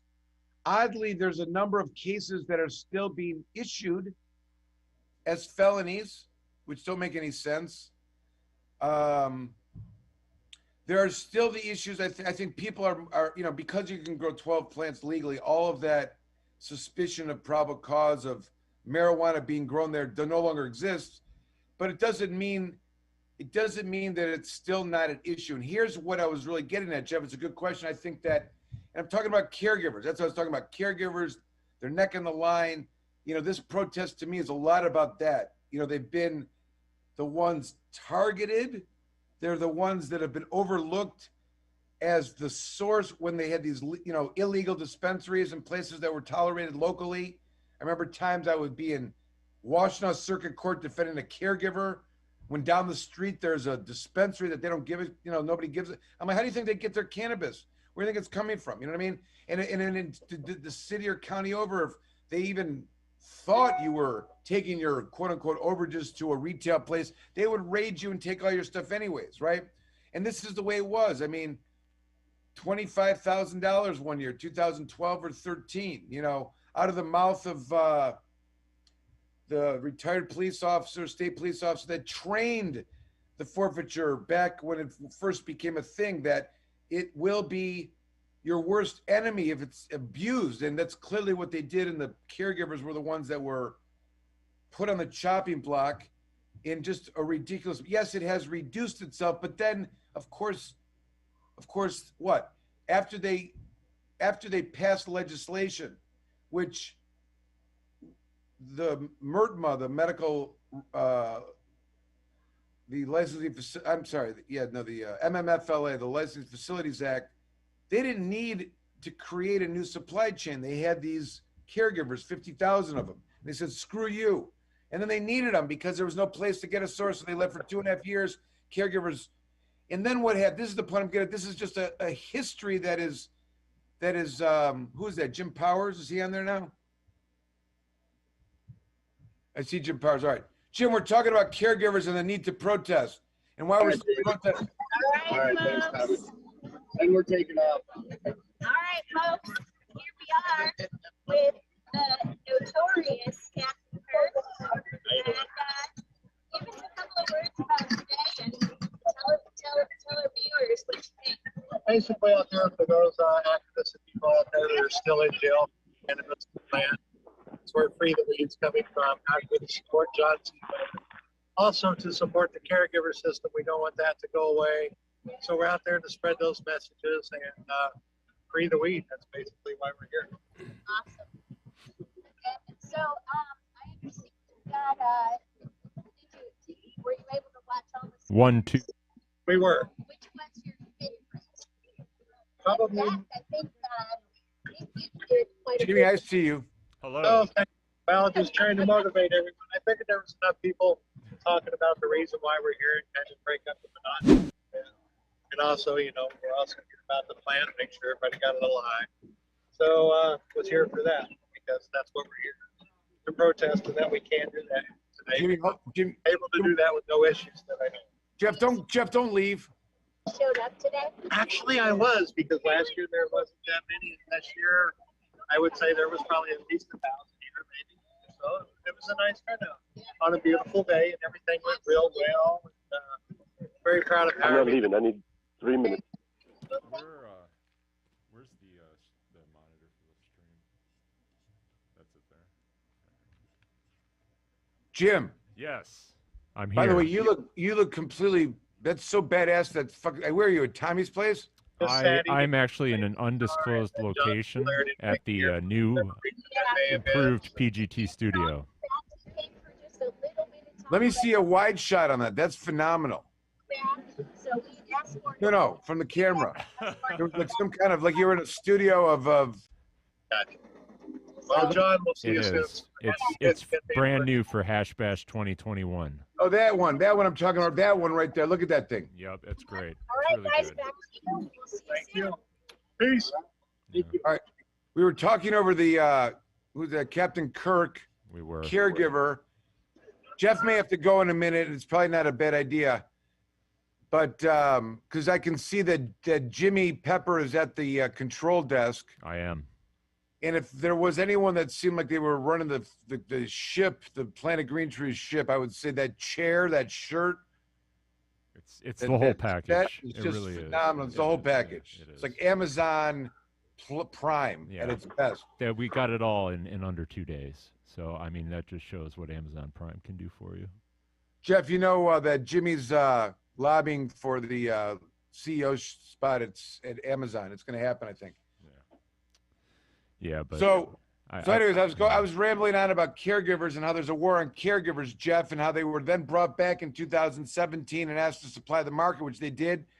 and it was Caregivers Gone Wild. All of a sudden, they cut him off cold turkey in October, and then out of nowhere, this DeRuyter case comes down, and now every single city across this great state of Michigan is creating stupid local ordinances banning caregiving. It's If horrible, not banning and it's in total conflict, I think, with Terbeek, and they're using what was it, footnote 8? Footnote 8. There's a DeRuyter case. The DeRuyter Oh, I case. know. I get it, but Terbeek was supposed to solve this for us, was my point, and here we are again. Well, nobody could figure out what fell in the little opening that was left over after Terbeek. Is something to the effect of course, cities can still regulate activity that they normally do, but they can't ban caregiving because it's illegal federally, is what that said. But then the question became, what kind of behavior could they actually regulate? A caregiver, by virtue of their caregiver status, is private. That's right. Giving up of that information is not. But according to some municipalities, you need Well, still need to register. My first question was, after Terbeek, the query was, what could they regulate if the behavior they're targeting is private? That seems ridiculous. But then after DeRuyter, they reemphasized that for zoning and things to that effect, which opened the door. I mean, just the fact that some cities refused to allow commercial buildings to be used for caregiving, and some cities wanted no caregiving in residentials, and that's two different choices that were made, tells you the types of disparity that is evolving now, or will continue to evolve, on how the cities are going to try to ban it or regulate it in some way. It's actually outrageously conflicted. And the problem is that it's not one that's being applied to all these cities to ban it. It's become little tiny stupid rules in each city that's different. So you've got it's like the multiple problems. It's horrible. It's horrible, and it's only going to get worse, because the mantra going forward will be, why do you need a caregiver? We have a regulated system you can participate in. Why do you need to grow at home? You can go to the dispensary and purchase it, just like medicine, and it will be a horrible, horrible thing. You know what? The problem the problem with that is that the MMMA was a law voted on by the people. The legislature didn't come up with it. Yep. The people voted for it overwhelmingly, 63%. They did not vote for this fucking MMFLA. That's a legislatively born, mutant that came out that exists. And the idea that the creation of that, which is essentially the police writing the law, somehow validates this conversation of, why do you need a caregiver? Mm-hmm. Well, why do we need a MMFLA? Why do we need the police telling us how the shit's got to go down? Yep. No, I totally agree with you. But that will be the argument. It is the argument the state police, I'm sure, are already making. And you know what? I mean, if we're honest, it's a strong argument, right? It's better than the argument they had before. You know what? See, the point is, I don't know how you can be in favor of legalization and not support caregivers. Like, that's the problem. That should be the line in the sand. If anybody wants to get up and talk and have access to connection with this particular event, maybe not the Planet Green Trees, I'm not making the rules, but you know how we were talking about on Thursday night, Jimmy, that how it's become popular for some politicians to associate themselves with the legalization, even though they don't have a clue what they're talking about, right? And if you ask them, what about caregivers? They say, well, we got legalization now. That to me is the missing of the boat. Yep. I totally agree with you. And a lot of people would say it's not really legal if you can't grow it. So, a person that was near and dear to us for a long time named Chad Carr used to say that a lot. He sure did. And I think he was right. Well, you can grow 12 plants now, Jimmy. Yeah, for now. You can be a caregiver. For now. But I mean, you used to be, and I shouldn't say you used to. You can grow up to 72 plants now if you're a caregiver, and at the end of the day, they're going to try to take that away from us. And I think that certainly today, hash bash, when we protest this bullshit, that we should fight back and continue to make our voices heard. And our voices are that the MMMA belongs intact as it has been, and there's no reason to touch it. And this push to combine the laws and whatnot, I know that I don't believe the MMMA has been in scope for that effort yet, but I'm sure it's coming. And when it does, we really need to fight back. Or we have a whole lot to stand to lose at the end of the day. And folks that need things like Rick Simpson oil, large amounts of it, cancer patients, they're not going to be able to afford their medication. They rely on caregivers, or they rely on the ability to grow themselves. They will not be able to participate in the retail market at the current cost and still have it be a viable solution for them. You know, it's interesting that we have now the MRTMA, the regulate marijuana like alcohol. And I say, and we've talked about what does that look like? You know, like it's obviously not, you know, it's like the premise. We want to regulate it like alcohol so it becomes like alcohol culturally, socially, legally, right? There's going to be rules and regulations. But where it's such a disparity of organicness, you know what I mean? And Jeff, the word that comes to mind that you've used in the past is control. You know, like the attempt of the government to control this economy and force the consumer to buy taxed government cannabis by way of one, you know, whether it's going to be legislative away, whether, I mean, look, for 12 years, the caregivers were getting killed. They didn't go away. They still supplied the market, right? So now what, the legislature's going to say go away? Or this city or township didn't opt in, so the caregivers aren't stopping. You know, they're making laws banning caregivers. Caregivers aren't stopping. It's not a solution. It goes back to like the problems of the war on marijuana in general. It doesn't work. All of this is just, you know, it's beating your head against the wall more over the scab that you have, you know, because it's just more reasons to fuck with people over a fucking plant. And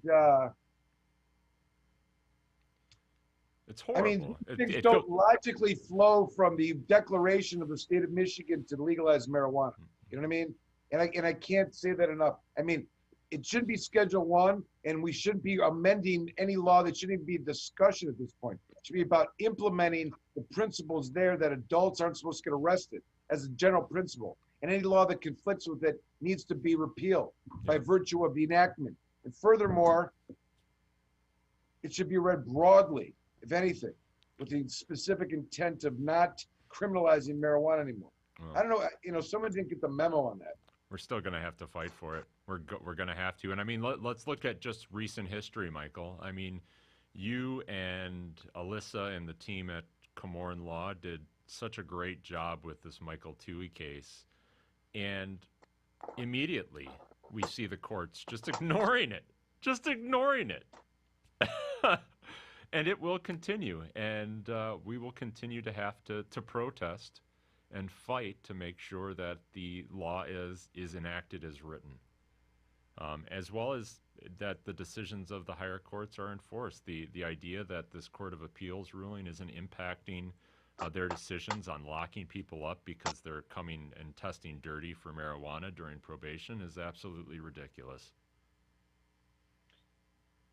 You know, it's funny. I right when the Toohey case came out, Jeff, which in theory should have ended any arguments that would ever have to be made in court about a person testing positive for marijuana who has a card, ended what I thought was an interesting dynamic in a new position to take when a person is accused of violating the terms of their probation for quote unquote testing positive for marijuana.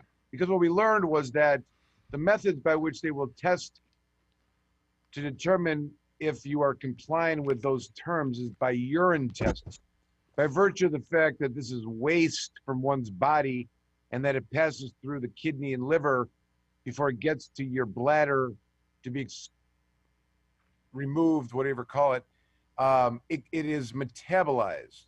And that the substance that they're actually testing is not active delta-9 THC, but actually the carboxy-CoH11, which is a metabolite and not a controlled substance, unlike delta-9. And in the middle of all of this, we know that that metabolite comes from legal THC, to wit, hemp, and products the federal government deems to be legal. So that is in another position that any other person is getting violated for having dirty urine for the metabolite. Don't even call it marijuana anymore. You know, that seems to be thrown to the wayside. Anyone that's suffering from a probation violation, I'm ready to pick that one up. Well, are we to understand that if you depart from the very strict control mechanisms of the MMMA, you default back into the Public Health Code and the Controlled Substances List, and if you deviate from the rules laid out in the MMFLA, the Licensing Act, that you then default back into the Controlled Substances List and are punished under those offenses. And now law enforcement is making the argument that if you don't comply with the MIRTMA, with the adult use laws, that you're going to default back into the Controlled Substances List and the Public Health Code. And so law enforcement is enforcing all violations of all three of these laws with the Public Health Code that has marijuana as a Schedule I controlled substance. Is that state of affairs? Yes, it is. Well, might we not run another ballot initiative to add 2 words to the Public Health Code in the section that talks about exemptions, and say this Public Health Code, this provision of the Public Health Code shall not apply to wine, beer, spirits, or marijuana?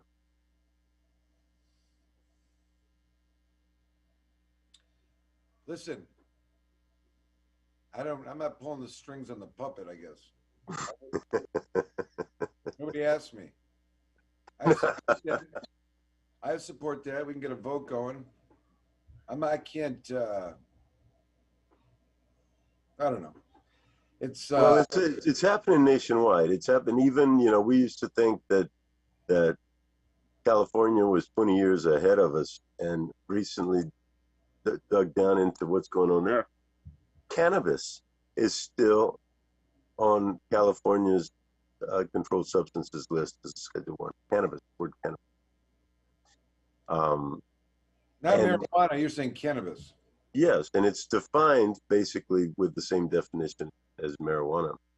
But they have never, in spite of however many years that they have now of medical and adult use and amending their constitutions, and all the fights that we've had about whether or not this is an immunity or an entitlement or this, that, and the other, cannabis remains Schedule I controlled substance on the California controlled substances list. And as we know, marijuana on the Michigan controlled substances list. But there's going to be a big push, and not just in Michigan, and I see it here in Texas, to default back into the controlled substances list, because that's what prosecutors know how to prosecute. That's what law enforcement has been trained to do. And unless we get this plant off of the controlled substances list, both at the state and federal levels, you know, the we're seeing it now, where the slightest violation of the Hemp Farming Act, boom, defaults your back, turns you into a felon, because oops, you messed up, and so now, you know, we've got you for 20 acres of cannabis growing, and we're going to prosecute you as the drug kingpin statute, you know, that kind of stuff. We've got to get this off the list, and this is the thing to celebrate about John Sinclair and the 50th anniversary of the hash bash and all this other kind of stuff is, you know, they were right. They were right, and this guy Bullard that talked the Supreme Court into, you know, in Michigan to saying that there is no rational basis, however you want to shake it out, whether it's equal protection or fundamental due process or just junk science and bullshit law. There is no justification. There is no rationale. There is nothing but arbitrary capriciousness when it comes to having this plant scheduled under the Public Health Code on the Controlled Substances Act. And if, you know, I don't think we can trust the courts to go further than where they are. And I don't know that we can trust the legislatures to make the adequate.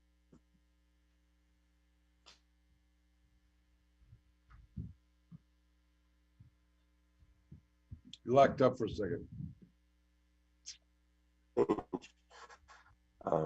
Nothing wrong with it. Yeah, I don't know why. I don't know. I can't. And we don't have ballot initiatives here in Texas. Here in Texas, we don't have ballot initiatives. We're not big fans of democracy down here, frankly. But I tell you what, man, we ought to have something on the ballot every single time, because there's this great saying from Chile, South America, por la razón o la fuerza, either by reason or by force, you know. And if the legislatures won't move on it, and if they're captured by law enforcement, then we need to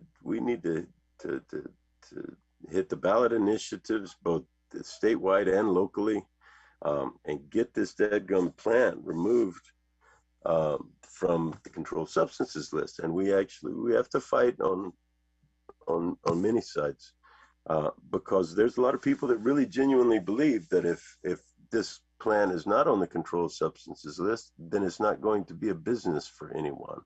But that's absurd.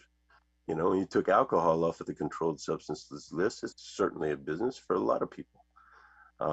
We've got to get past this idea that we need prohibition to prop up prices.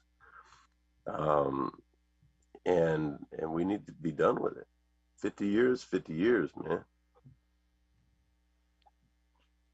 I hear you. Some bad, crazy shit. Doesn't make any sense. I'm you know. It makes dollars. You know, I tell you, one of the inherent problems with the incrementalization of this is that sometimes, because of the idea that it's all based on a lie, and it doesn't make any sense now that we're 50 years into it, 50 years into the lie.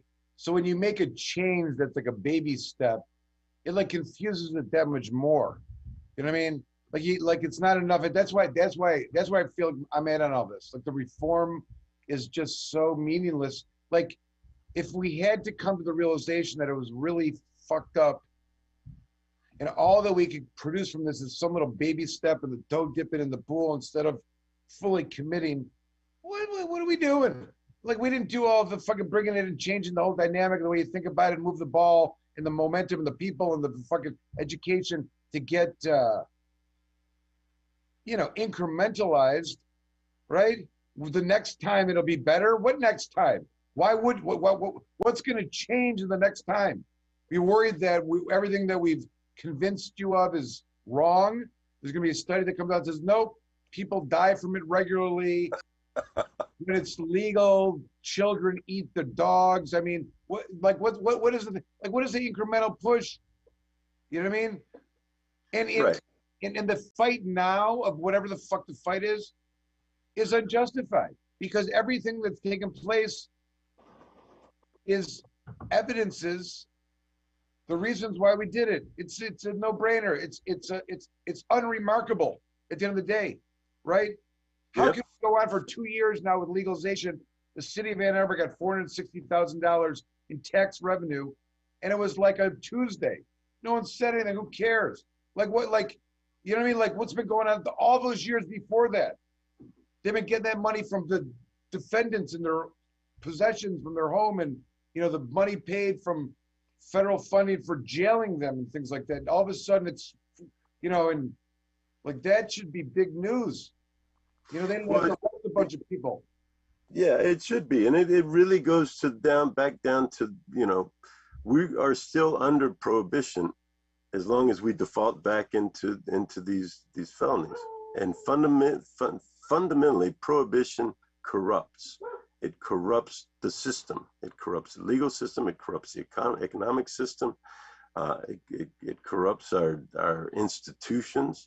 It corrupts everything that touches it. I mean, it's not particularly hard to draw a fairly straight line from prohibition, through Cuba in the heyday and the mafia control over there and the CIA basis and that, straight to the Kennedy assassination and basically the end of the civilian control over this monster of a machine. I mean, prohibition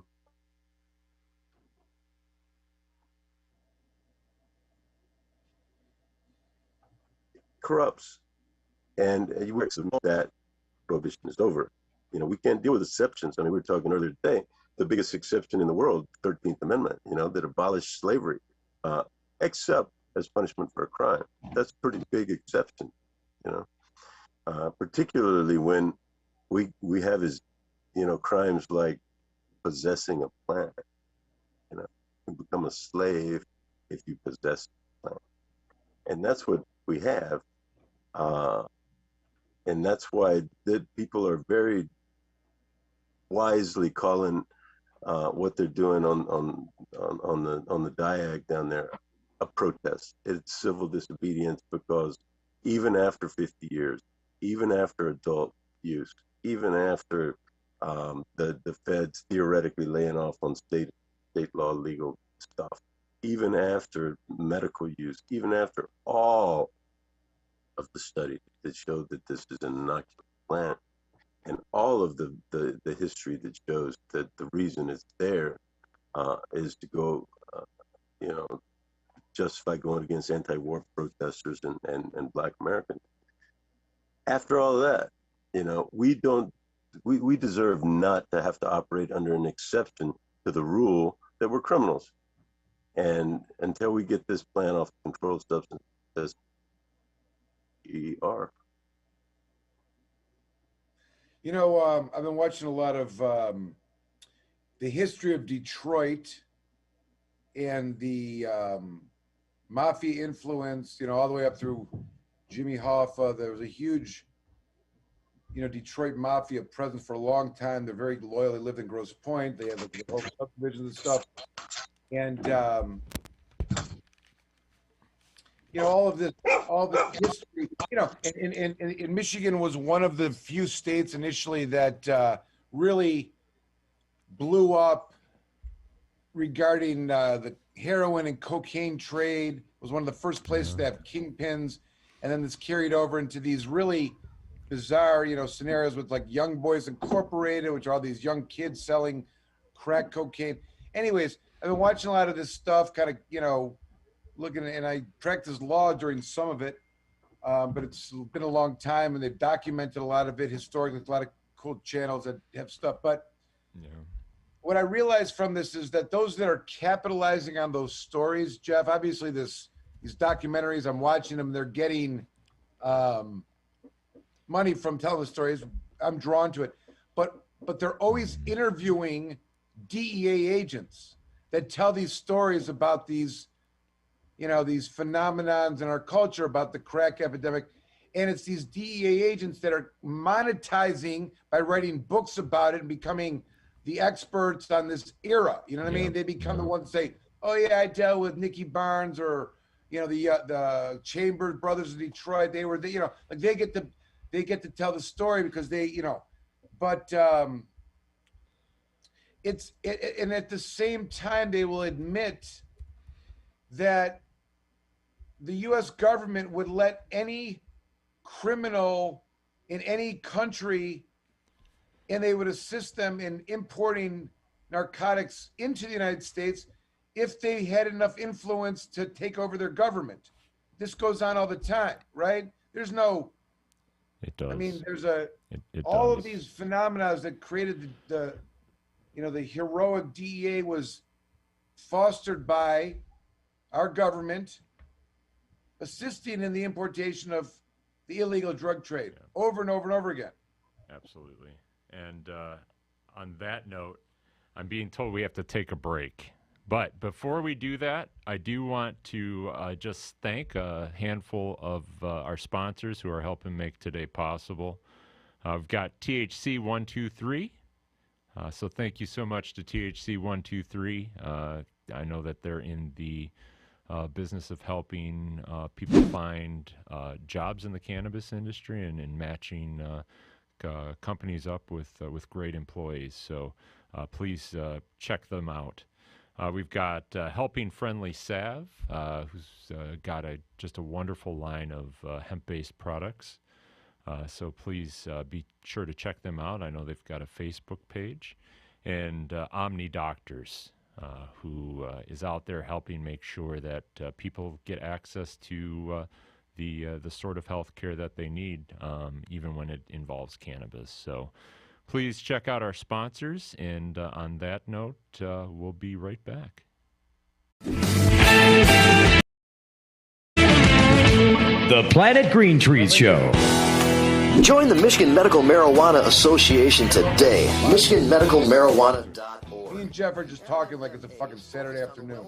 Is there a show going on? Oh, there is. We're doing a provides the most comprehensive and up-to-date news on legal issues, politics, it's research, still good commentary. I don't care what as well anybody as the says. various strange But products it's and relevant methods of to the cannabis fucking use. Come join the hashtag discussion tonight. with the most knowledgeable and passionate advocates in Michigan today. MichiganMedicalMarijuana.org.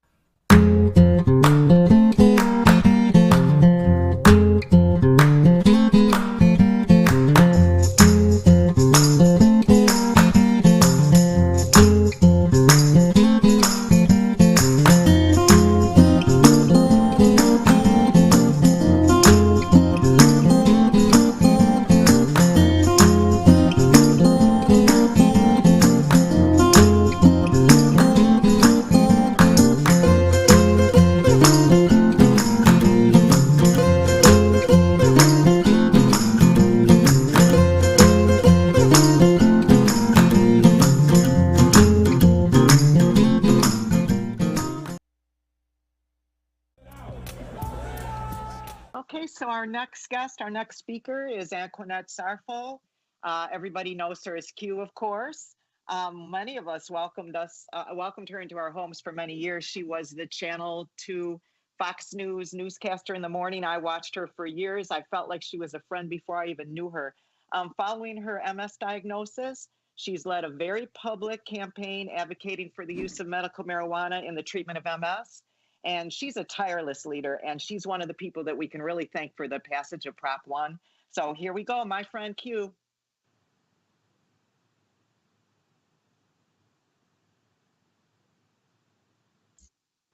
Unmute your mic, Q. Okay, here we go. Is that better? Take two? All right, perfect. Thank you, everybody. Happy Digital Hash Bash, everybody, and thank you for joining the party from home.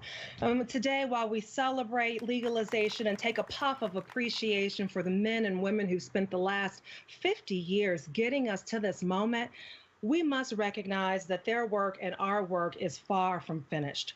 A few months ago, I had a multiple sclerosis relapse, and I passed out and possibly had a seizure. I want to thank the Farmington Hills Fire Department and the EMS workers who helped me that day. My doctor later prescribed me a medication, one that costs $1,200 a month, and that is with insurance. So guess what? That prescription is still at the pharmacy. But what my doctor didn't tell me is that some patients who are having issues such as mine were seeing results with cannabis, which would cost me about $100 a month if I went with an option like this, which is full extract cannabis oil. He couldn't tell me that even if that was too expensive, I could just grow it myself like this. This is Michigan grown hemp, and I can make the extract myself. My doctor can't give me and patients like me all of their options. Cannabis education is still being censored in the medical community. We must end this, and we really have to put the medical back in medical marijuana. I treat my mother's diabetes and arthritis with cannabis, and it is working. Yet she and so many patients like her, elderly patients, are terrified to tell their doctors. How is this healthcare? It's not. And we can't stop with cannabis. Legalization actually starts with cannabis. This magic mushroom also grows naturally. Cultures have used them safely for centuries. Researchers have been studying them for conditions like depression, Alzheimer's disease, and addiction for decades, but they remain illegal. Why? It is time for us to decriminalize nature. DNA2.org is working on that, so please, please consider joining and supporting their efforts. And finally, let's not forget that people are still in jail and in prison for nonviolent marijuana offenses, and those who are released live in the shadow of records that should have been expunged by now. Michigan lost a champion in the expungement fight with the death of Representative Isaac Robinson last month from coronavirus. We have to fill the void that he left and finally get expungement law passed in Michigan and across the country. So hey, let's celebrate today and let's get back at it tomorrow. You can always find me on social media at Channel Q, and I'm really looking forward to letting you guys know about something I'm unveiling on 420. So I hope to see you then, and until then, let me grab my puff. Puff, puff, don't pass. Stay safe by staying at home, and I'll see you soon. Back to you guys, the Hash Bash crew, and thank you so much for doing this. This is fun, and the parking is so much better. Oh, that's so awesome, Q. Thank you. I wish there was thunderous applause. You deserve it. Yes. Oh, thank you. Hey, Rick, why don't you tee up our next speaker? Next year, this will be 10 times as big. Post your photos. Next thing, if you got a joint, now's the time to pull it out.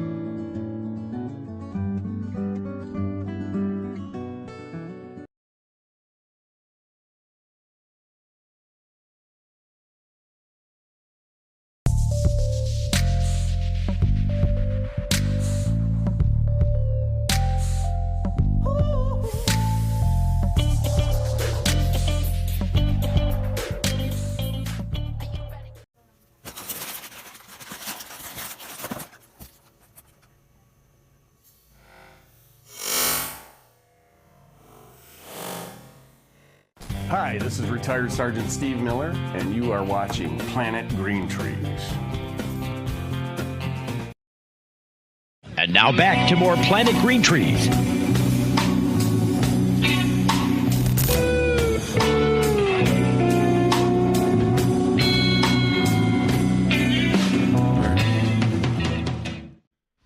All right, we're back.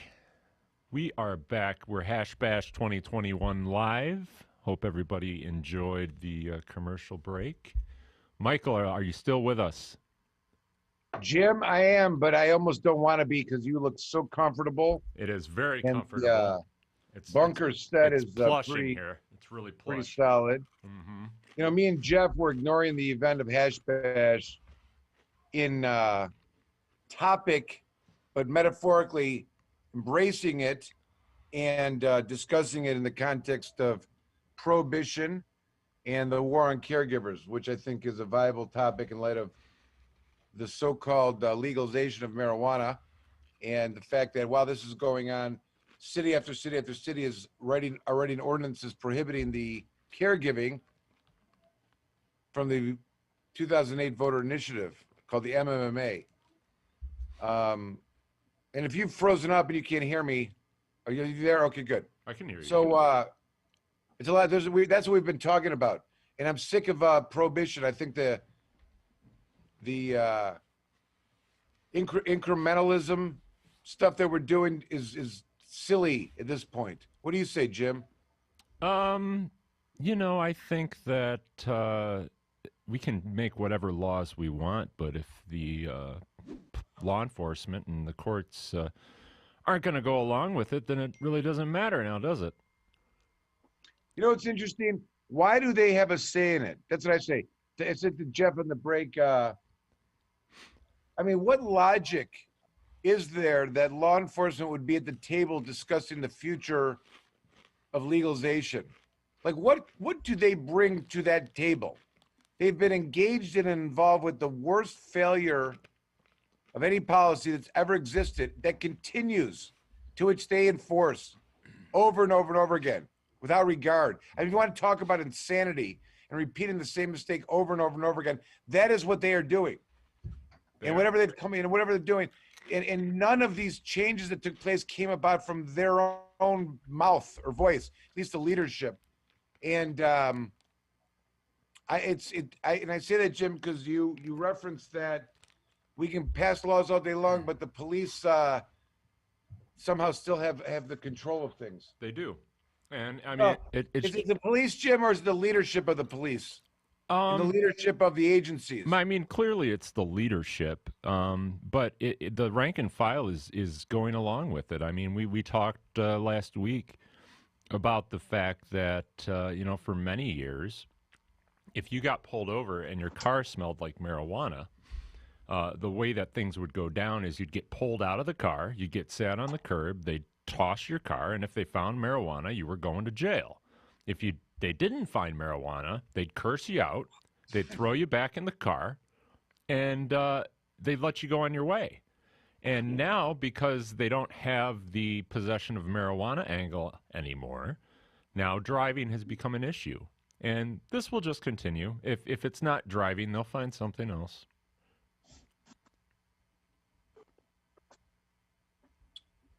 From a lawyer's standpoint, this kind of crazy stuff is really silly. But I will say that just like the MMA Section 8 and the way that Komorn Law used to slaughter the shit out of cases that usually would result in pleas, I feel like I can do the same thing with the driving bullshit. Like they're just creating fantasies. Sure, but and I think, Jim, like your reference to that is not just your reflection of a cultural experience or via, you know, stories that are told to friends or whatever. I think a lot of people think that way. Mm-hmm. You know what I mean? Yeah, I do. And, you know, unfortunately, there's just still a lot of work to do. And I think as time goes on, it'll get better. I think the younger generation is even more inclined to not really care about marijuana in the respect of it being illegal. And as time goes on, laws will be relaxed. But in the meantime, I mean, we see it, Michael. You just had a case that was going to go to trial for somebody that had been tested after an accident and had been charged with a crime because they had THC in their blood. And it's not okay. It's not okay. And had you not been there, she would have went to jail. The courts are ignoring, we were talking about this for a minute. The phenomenon that no one's really talking about is that the THC that is this illegality that's found in the blood, allegedly causing the reasons for charging of driving issues, or even in the phenomena of the testing on probation, and even though it's not the parent molecule, but instead the metabolite, it all relates back to the perception or the presence of THC in the body that either results in a probation violation or something that someone's going to have to deal with a driving charge. But the reality is that because of the legalization of hemp, which is not restricted in any way, the even trace amounts in the hemp plant of THC could result in any of those scenarios. Absolutely. And does. We've seen it. We have seen people test positive, and not just with hemp, but even with the CBD dominant strains of marijuana, where we had a strain like Cannatonic 4 that would routinely test at 0.5% of THC. And I can tell you that we personally heard stories of people using Cannatonic 4 to treat epilepsy and then coming up hot on a test.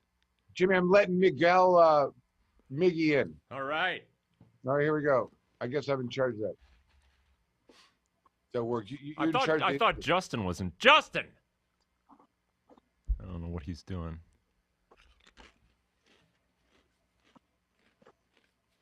Jimmy, you're running the desk. Make sure you have some good interview questions.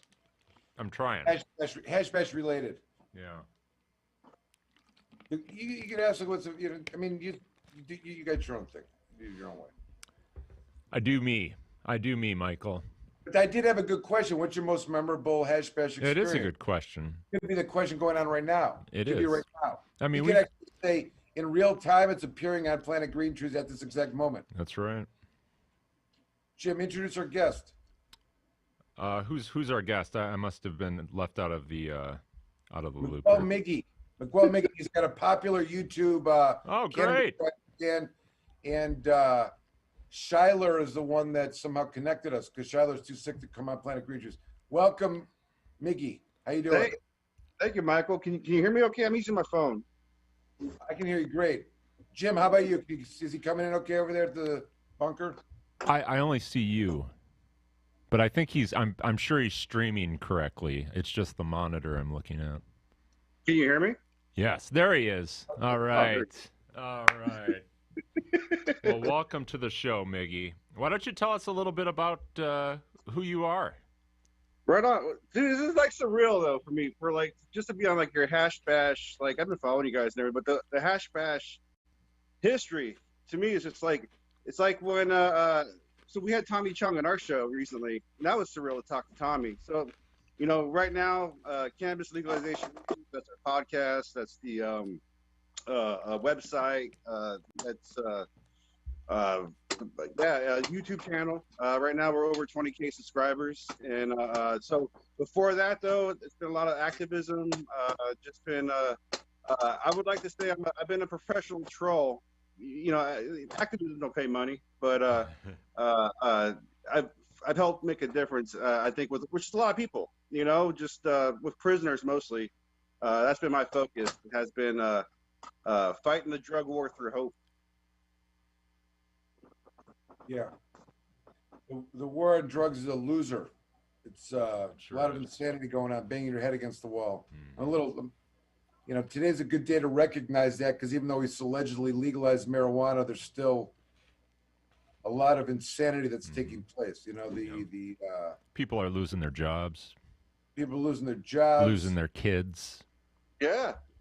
We just had 2 states, New York and New Mexico, legalize recreational cannabis. Like, we live in the upside down where the hippies have been right this whole time, right? Like, hemp can save the world.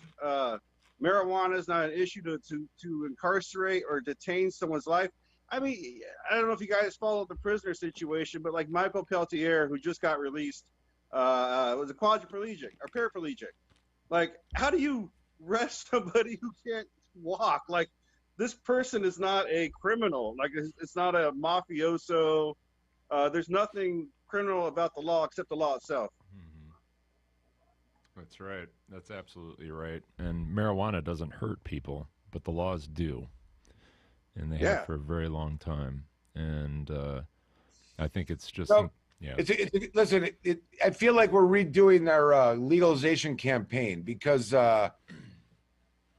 know, the messaging that carried the day, that got people out to vote, is often overlooked, which is really, it's not a question of why should we legalize marijuana. It's like, why did marijuana become illegal in the first place, right? And when you only know the cause and purpose of that and the destruction that it's caused all these years, and that it's still causing, and that the bad ideas that were lies that were generated out of those, that lie of an experience that set forth, you know, carnage and destruction and racist policies implemented, creating a military state for police officers, removing the neighborhood policing concept and turning the citizens against, or the police against the citizens. I mean, it's just been a whirlwind of insanity the way that it has been destructive. And,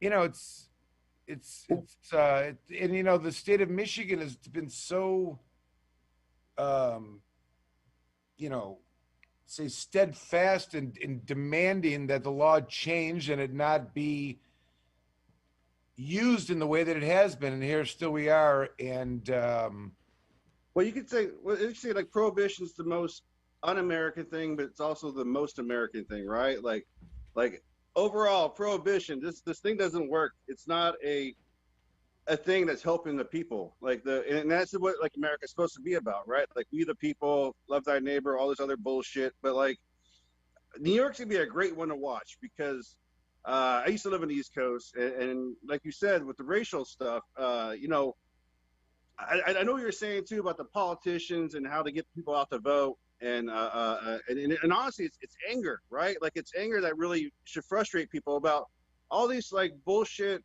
When people bitch about like civil liberties and personal rights and you know, the mask situation, wearing a mask or not wearing a mask, it's not a fucking really civil liberty issue. You know what the civil liberty issue is? Goddamn, me taking this pipe where I'm at, where I bought it, everything packed in a legal state, and being fined to go do yard work and gardening and laundry today. Like, that was the plan, not be on hash bash, but you know, this is a basic, like, just nothing. It shouldn't be a law. You're not saving anybody but hurting people. Like in all these other states, I'd be a criminal.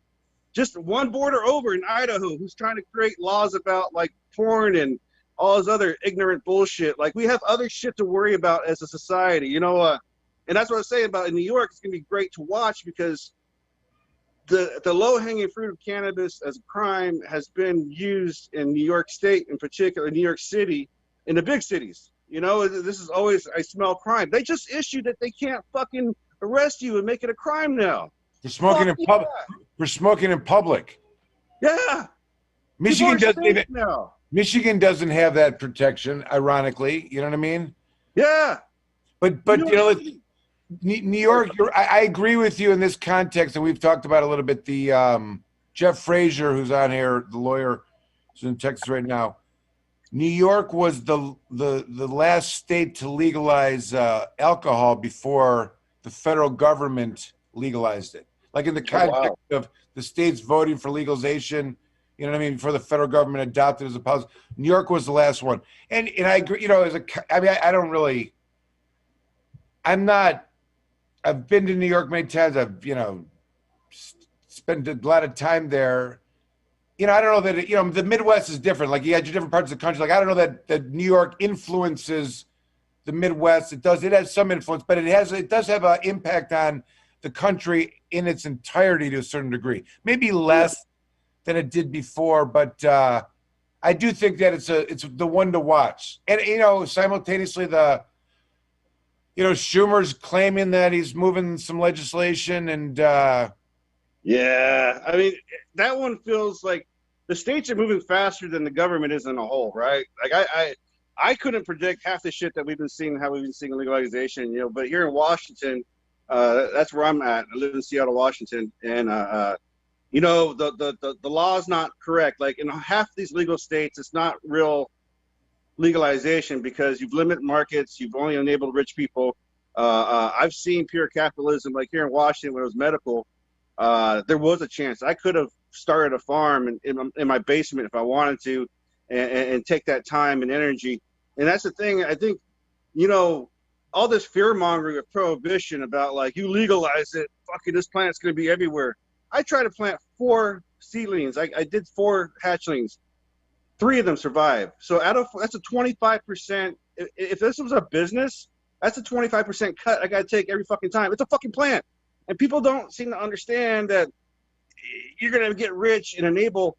And then again, what is wrong with enabling and for people to make a profit and to live off this fucking plant? Like, you should be allowed to go on vacations because you did really well on your garden. You did really well in giving good product to your people. Like the plant, the quality, that should be the deciding factor. People are going to smoke shitty weed, right? No matter if you're a shitty grower who uses legal 20 or someone that just does pure insecticides and bugs and hippie and talk to them all night with music and jazz, whatever the fuck it is, people are going to buy it.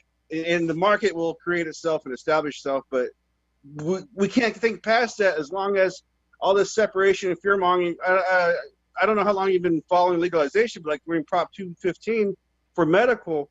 The incentive about profiteering has always been like that's bad, and it's bullshit, right? Like Viagra can make a lot of money, but goddamn, an actual plant that helps you. We have so much ignorance we're still fighting through. So I think we're all not going to be done for a long time. And that's why it's so exciting that you guys are here. And I just happen to thank you for letting me be on and join you guys, man. The policies that we're talking about, some of the legalizations happen, they're not really. Right on, man. Go ahead, Jeff, go. I was just going to say real quick, when you're talking about New York, I think that's incisive. The other thing that we should keep an eye on these days is that Mexico is legalizing recreational, and that could put Washington in a pincher between New York on the one hand and everything that's going on in the Pacific Northwest, and what's going on just south of the border. So you've got the United States sandwiched by the 2 largest legal marijuana countries in the world, between Canada and Mexico. Yeah, because Mexico's market's going to be exciting. And now exciting. New York. I think that there's good news. Don't get me wrong.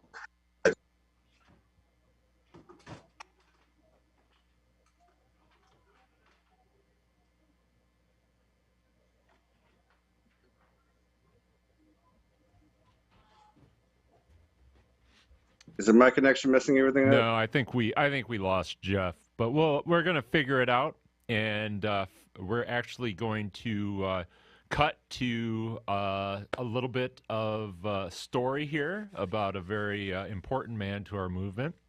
So, looking forward to that, and then we'll see everybody back here in the studio after the story concludes. So. You're watching Hash Bash 2021 on Planet Green Trees TV. Good job, Jimmy. Can you hear me? Yeah. All right, good. All right. Are we out? The Planet Green Trees Show. Join the Michigan Medical Marijuana Association today. MichiganMedicalMarijuana.org. The MMMA is focused on the well-being and safety of medical marijuana patients. The MMMA site provides the most comprehensive and up-to-date news on legal issues, politics, research, cultivation, as well as the various strange products and methods of cannabis use. Come join the discussion with the most knowledgeable and passionate advocates in Michigan today. MichiganMedicalMarijuana.org.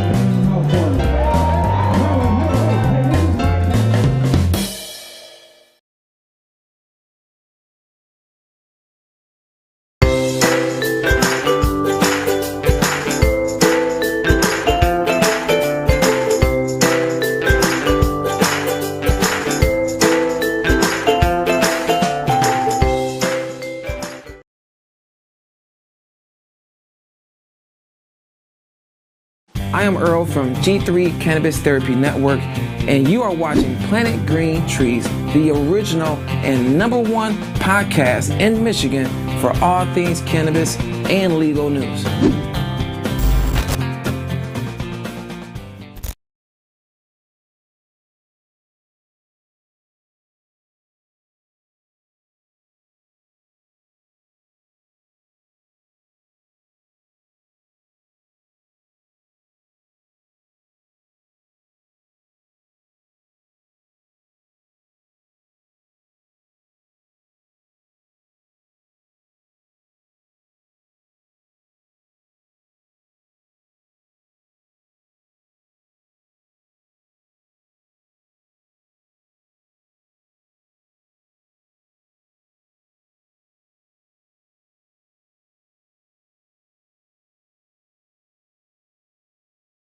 Bill Schuette led the charge against medical marijuana, and even after the will of the voters was decided and the support was enormous, he still continued to fight against the will of the voters, keeping patients from the medicine that they need.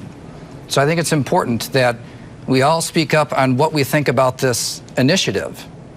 But when the voters have their say, their will must stand.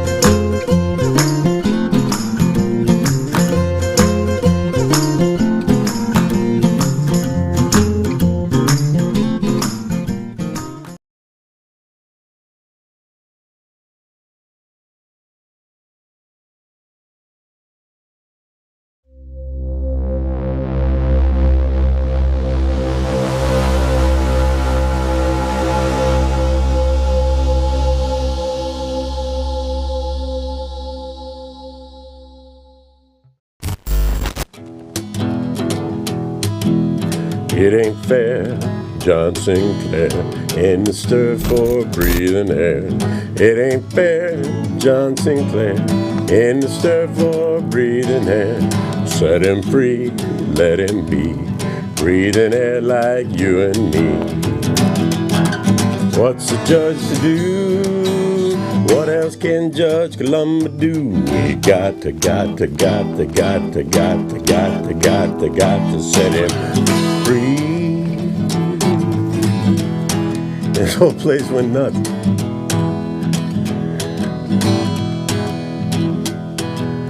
If he was a soldier man, shooting gooks in Vietnam. If he was CIA, selling dope and making hay, he'd be free, breathing air like you and me. What's the judge do? What else could Judge Columba do? Well, we got to set him free. And sure enough, that was Saturday, and that next Monday, John Sinclair walked out of jail. And the Supreme Court issued an opinion in People versus John Sinclair that said, it's cruel, it's unusual, it's arbitrary, it's irrational, it's capricious, and it cannot be the law in the state of Michigan that we treat marijuana the same way we treat opioids. And they set him free.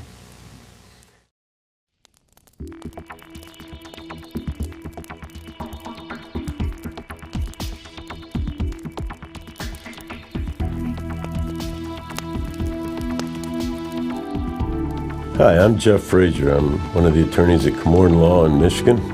And on behalf of poet John Sinclair, some doctors, some pharmacists, some organizations, we're suing the Michigan Board of Pharmacy to finally, once and for all, to remove marijuana from the Michigan list of controlled substances. John Sinclair was and is a poet provocateur, an adamant opponent and protester against America's involvement in the Vietnam War and all the bombings. He was organized together with Abby Hoffman and Jerry Rubin and the Black Panthers guys. And, he organized against the war. And in his words, we were protesting the war and we were advocating for the legalization of marijuana, all the while smoking vast quantities of it. We ought to do something about finally getting this plant off of the controlled substances list. We have law where the state of Michigan is licensing the medical use of marijuana. At the same time, it says under the Board of Pharmacy says under the Controlled Substances Act that it is still a controlled substance. And not only is it still a controlled substance, it's still a Schedule I controlled substance. And being Schedule I controlled substance means that it is contraband per se, and that its mere presence is evidence of a crime, and it justifies the raids. Michigan State Police spend 40% of their resources going after marijuana that is allowed for medical use, is licensed by the state, is now been voted into law by the people of this state to be legal for adult use. And yet it's still 40% of the police budget, still 40% of the prosecutor's daily load, it's still 40% of the Michigan State Police Crime Lab daily load. And it's still Schedule 1, which justifies the stops, the searches, the seizures, and more importantly, the raids. And that means men with AR-15s and ski masks going in where men, women, and children and dogs and grandparents, you know, are quietly sitting there watching TV. And because the neighbor complained of the smell of marijuana coming from a basement window, these patients or caregivers who are, and now any citizen in the state is allowed to grow. The continued placement of marijuana on the Michigan State list of controlled substances is just simply absurd.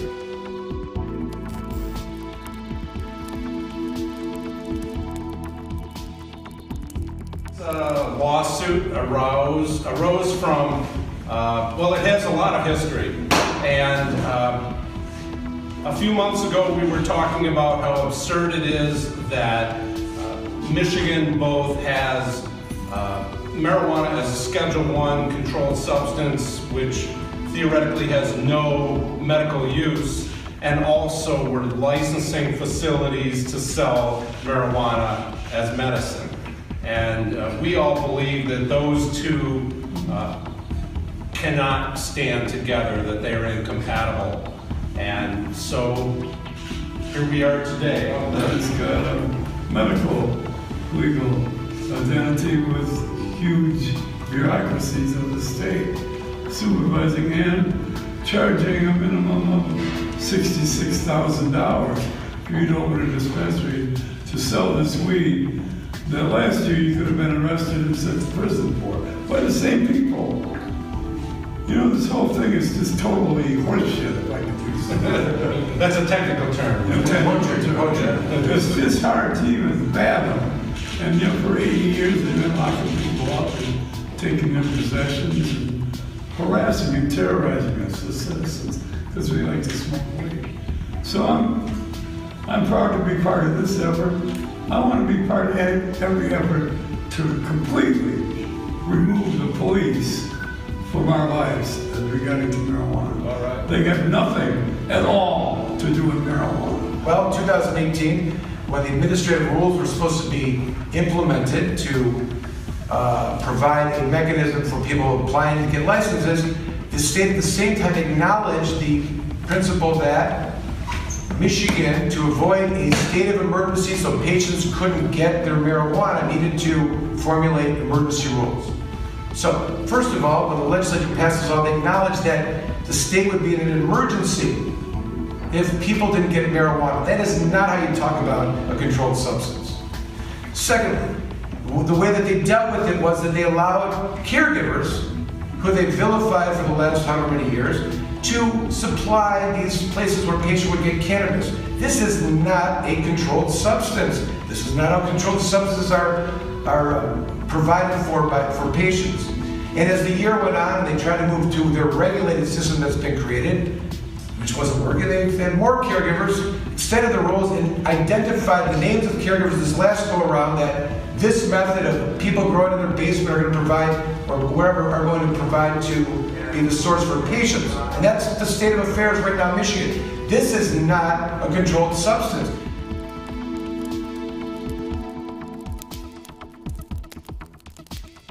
Hi, I'm Steve Miller. I'm retired sergeant with the Canton Police Department. Had just under 25 years of police work. On behalf of John Sinclair, our law firm, Komorn Law, along with Matt Abel and his law firm at Cannabis Council, are suing the State of Michigan Pharmacy Board to have marijuana removed off the controlled substances schedule. So today I'm here to tell a story. We're going to call it the 7 degrees of separation between Steve Miller and John Sinclair, and linked through one fairly famous politician, Mr. Perry Bullard. 20 plus years ago, when I was a young detective, I investigated a case in which Mr. Bullard suffered a tragic death. He was a great politician to have. I had to investigate that death. Mr. Bullard wrote a Supreme Court opinion that got Mr. John Sinclair out of prison for the 2 joints at that time. Also during this time, when I was a young detective and investigating Mr. Bullard's death, I had the opportunity of meeting one Michael Komorn. We had a case in common, and over the course of that case, he was the defense attorney. We actually did what most think is impossible, and he and I became good friends over the course of that case, and I developed a lot of respect for him at that time. Michael Komorn, in and around that same time, bringing me to the future where Mr. Sinclair and Mr. Bullard are connected through a Supreme Court opinion written by Mr. Bullard and setting Mr. Sinclair free. Fast forward to now, we have a pretty significant lawsuit against the state of Michigan Pharmacy Board right now. This would be a major thing. If we prevail in this lawsuit and marijuana is removed off the controlled substances schedule, then that will be a major, major thing, and I will feel like I've been a major part of history. Michael Komorn, and through his law firm, has really made significant impacts against the war on drugs, especially as it relates to marijuana, and fighting for what's right in this case and for medical marijuana patients and caregivers all over the state.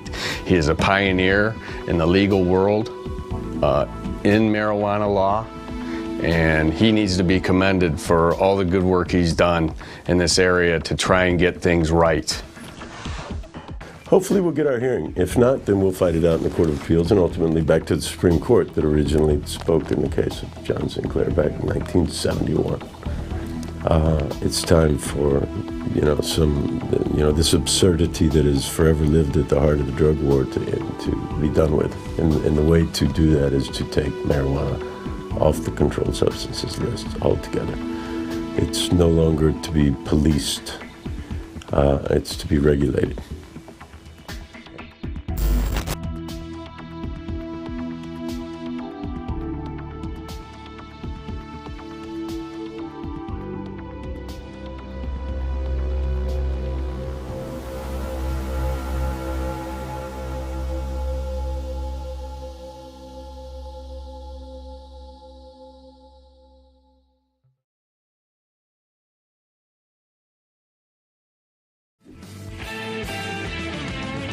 The Planet Green Trees Show. Join the Michigan Medical Marijuana Association today, michiganmedicalmarijuana.org. The MMMA is focused on the well-being and safety of medical marijuana patients. The MMMA site provides the most comprehensive and up-to-date news on legal issues, politics, research, cultivation, as well as the various strange products and methods of cannabis use. Come join the discussion with the most knowledgeable and passionate advocates in Michigan today, michiganmedicalmarijuana.org.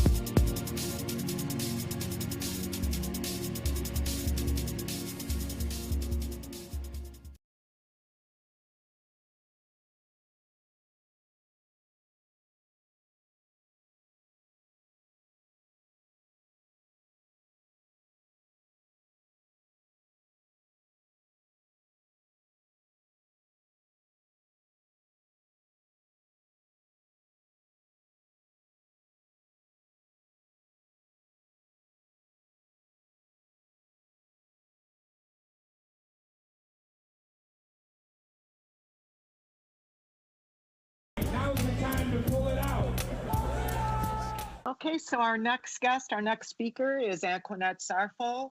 Everybody knows her as Q, of course. Many of us welcomed her into our homes for many years. She was the Channel 2 Fox News newscaster in the morning. I watched her for years. I felt like she was a friend before I even knew her. Following her MS diagnosis, She's led a very public campaign advocating for the use of medical marijuana in the treatment of MS. And she's a tireless leader, and she's one of the people that we can really thank for the passage of Prop 1. So here we go, my friend Q.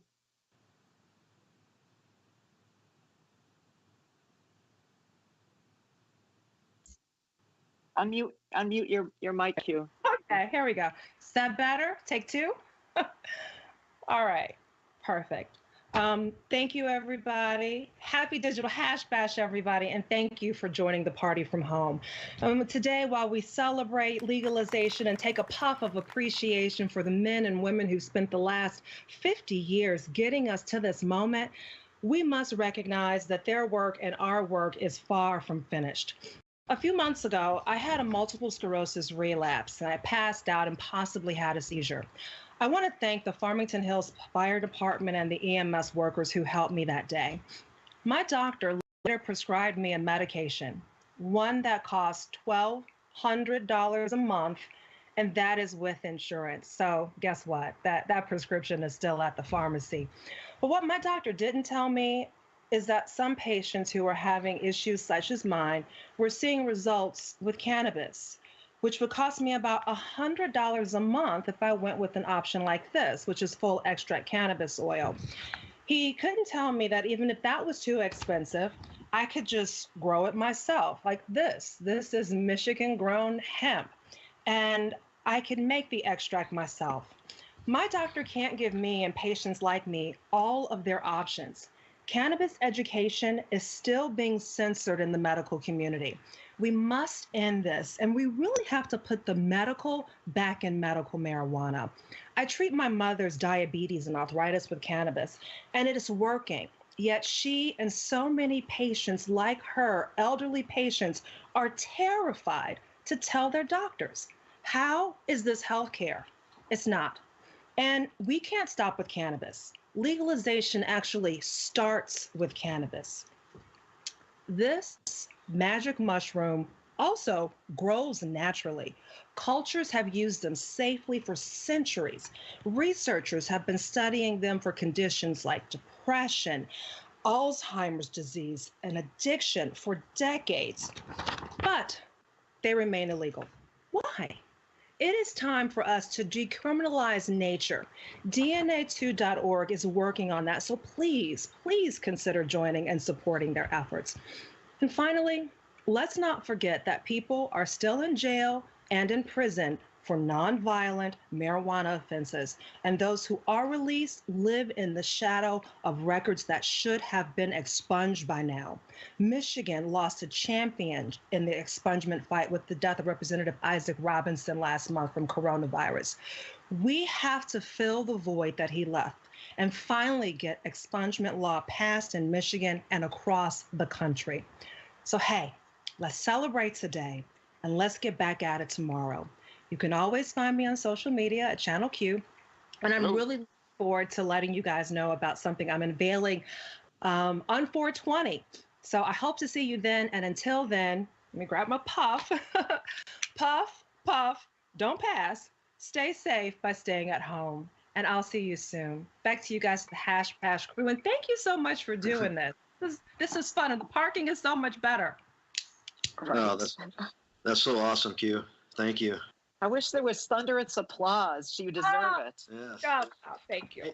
Hey, Rick, why don't you tee up our next speaker? Next year, this will be 10 times as big. Post your photo. Next thing, if you got a joint, now's the time to pull it out.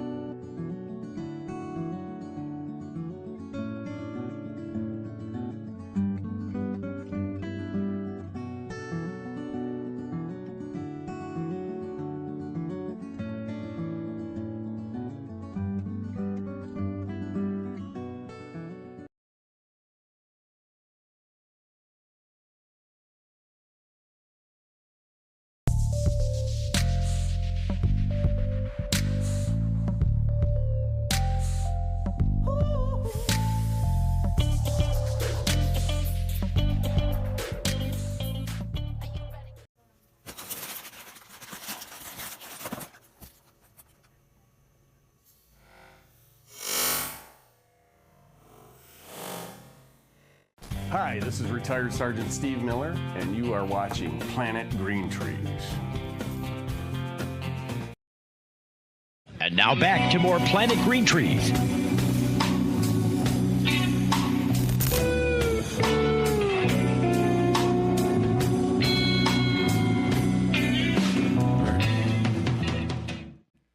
All right, we're back, and it is my pleasure to transition us into the entertainment portion of our broadcast.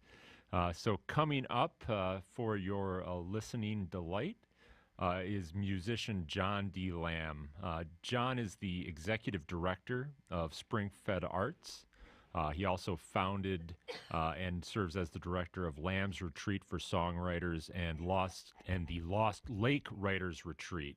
In addition, he's also produced and directed Walloon Writers Retreats, Springfield Writers Retreats, and Detroit, Michigan Writers Retreats. So without further ado, from Royal Oak, Michigan, here's John D. Lamb.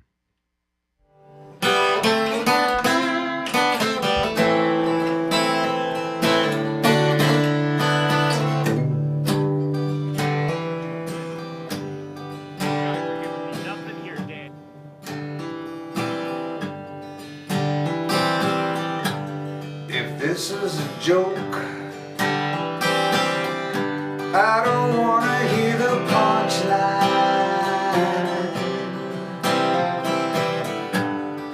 Maybe the joke's on me, and it started with the first time I laid eyes on you.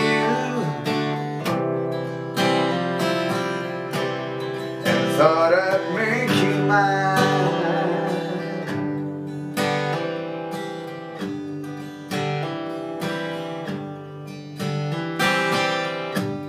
The night we met underneath the moonlight, well, that was the night you and me kissed each other for the first time. Now what you say is true. No more kissing time.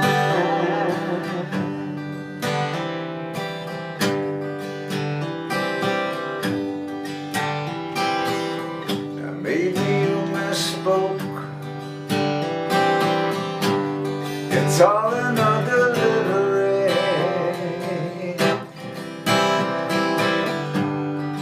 Maybe you're crying.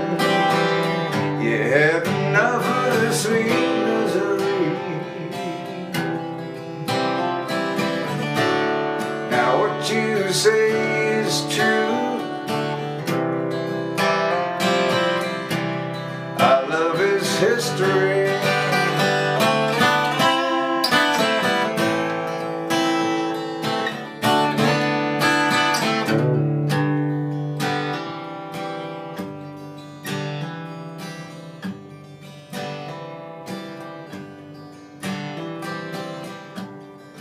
This is a joke. I don't want to hear the punchline. Maybe the joke's on me, and it started with the first time I laid eyes on you.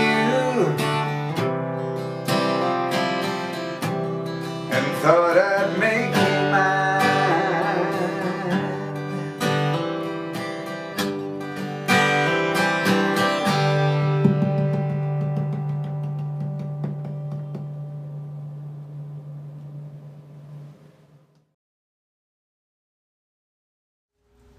Hello, this is John D. Lamb from Planet Green Trees TV. Congratulations, Hash Bash, on your 50th annual. This goes out to all your dads out there who ever got in trouble for smoking pot. Your smile is legal now, don't frown. Show some teeth, don't look so down. Hold your head up high, have a ball. You weren't so bad after all. Your smile is illegal now, don't cry. Let me be that twinkle in your eye. You paid the price, took a fall, but you weren't so bad after all. Busted in your high school parking lot, busted in your college dorm. Then you trusted a narc and you got popped on the day your son was born. Misdemeanors, felonies and fines, paranoia, probation times. They watching you pee in the lavatory, a gallon of clean tea. Naturally, you had a record the year you had me. Your smile is legal now, so get high. Might do you some good, give it a try. Your smile is legal, wake and bake. Your smile is legal, have some cake. Happy birthday, Dad, I just had to call. You weren't so bad after all.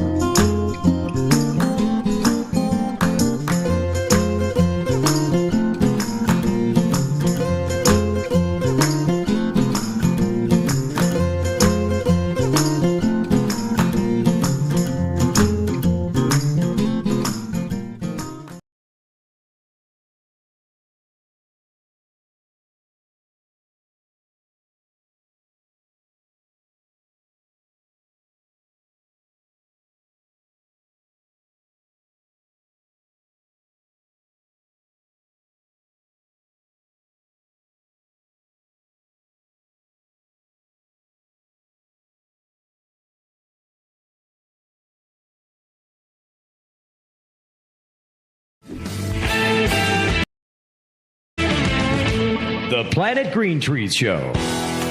Join the Michigan Medical Marijuana Association today. MichiganMedicalMarijuana.org. The MMMA is focused on the well-being and safety of medical marijuana patients. The MMMA site provides the most comprehensive and up-to-date news on legal issues, politics, research, cultivation, as well as the various strange products and methods of cannabis use. Come join the discussion with the most knowledgeable and passionate advocates in Michigan today. MichiganMedicalMarijuana.org.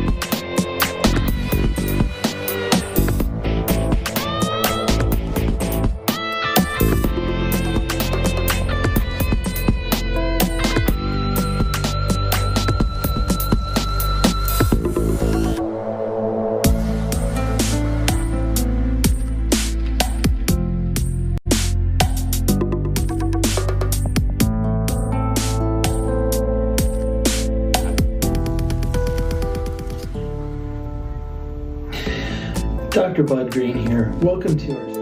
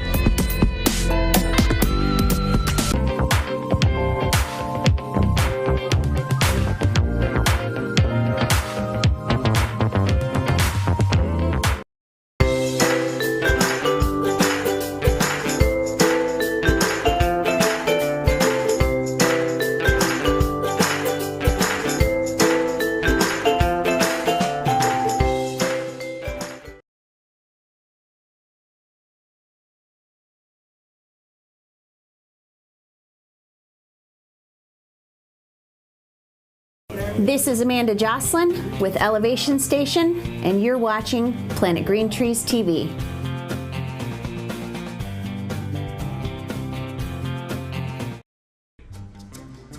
That's tomorrow, and that is it for us today. And we will leave you with a... I can't do it. We'll do it live. Okay. We'll do it live. Fuck it. Do it live. I'll write it, and we'll do it live. And thing sucks. In 5, 4, 3. That's tomorrow, and that is it for us today. I'm Bill O'Reilly. Thanks again for watching. We'll leave you with Sting and a cut off his new album. Take it away. Here's Michael Komorn with more Planet Green Trees.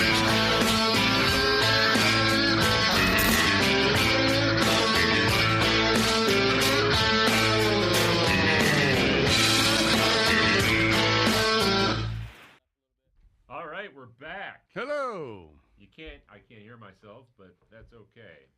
Not that interesting anyway, Steve. I can hear you, Jim. Excellent, excellent. That's all that matters. So, Steve, I understand that Hash Bash actually happened this year. It happened, and it happened in a pretty big way, I think. It wasn't as crowded as when we were down there 2 years ago, our group of us that went down there.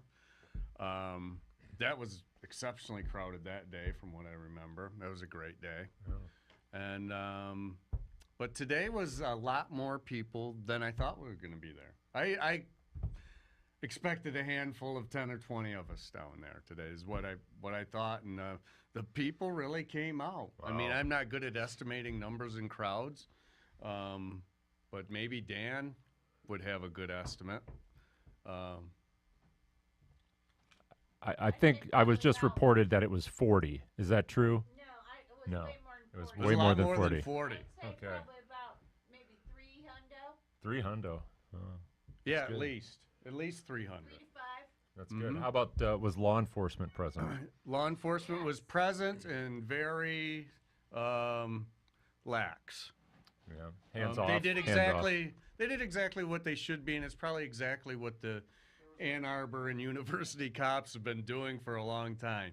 They know that the cannabis people are going to go down there. We're going to hang. We're going to smoke on campus if they really wanted to go after them. But they know there's not going to be any fights there or any problems or anything like that. So they did what they probably do all the time. Just lay back, make sure there's not, no problems. And there wasn't any problems. Everybody was hanging and having fun. It seemed like as we were walking out that maybe the younger crowd was starting to come in. Oh. And then there was a lot of the younger kids, the 20-somethings, lined up at the cannabis store that was good. Shuttling cannabis store. We got to get the name of that. Dan, if you can figure that out for us. Buddy Dalton. What was it? Treetop. Treetop. Hopefully that's it. They were shuttling people into the Diag with their bike bus. Oh, I just started hearing myself. Good. But so it was a good day. It was a very nice day. I got to speak with Mr. John Sinclair for a bit. So, Yeah, I mean, that's good. what a total honor that is to be able to speak with John Sinclair on Hash Bash down at the Diag. Right. And then I had the honor of pushing him out, escorting him out to his ride home. So Excellent. I always like talking to him. Yeah, he's a big part of history, especially it here is. in Michigan. This day's it was essentially is about him. It sure is. It really is. It's you know, they ought to change it to John Sinclair Day. I think really. I don't. Yeah, I think that would be good. And I think it's important that we remember the reason the Hash Bash happened was that John Sinclair was given, the famous 10 for 2, 10 years for 2 joints, right. Handed to an undercover police officer. And as a result of his case, the Michigan Supreme Court found that the laws governing marijuana possession and use were unconstitutional in the state of Michigan. And as a result, for a period of time, there was no law against the use of cannabis in the state of Michigan. Right. And Hash Bash signified the end of that time. And it's happened every year since. And, So what happened after that?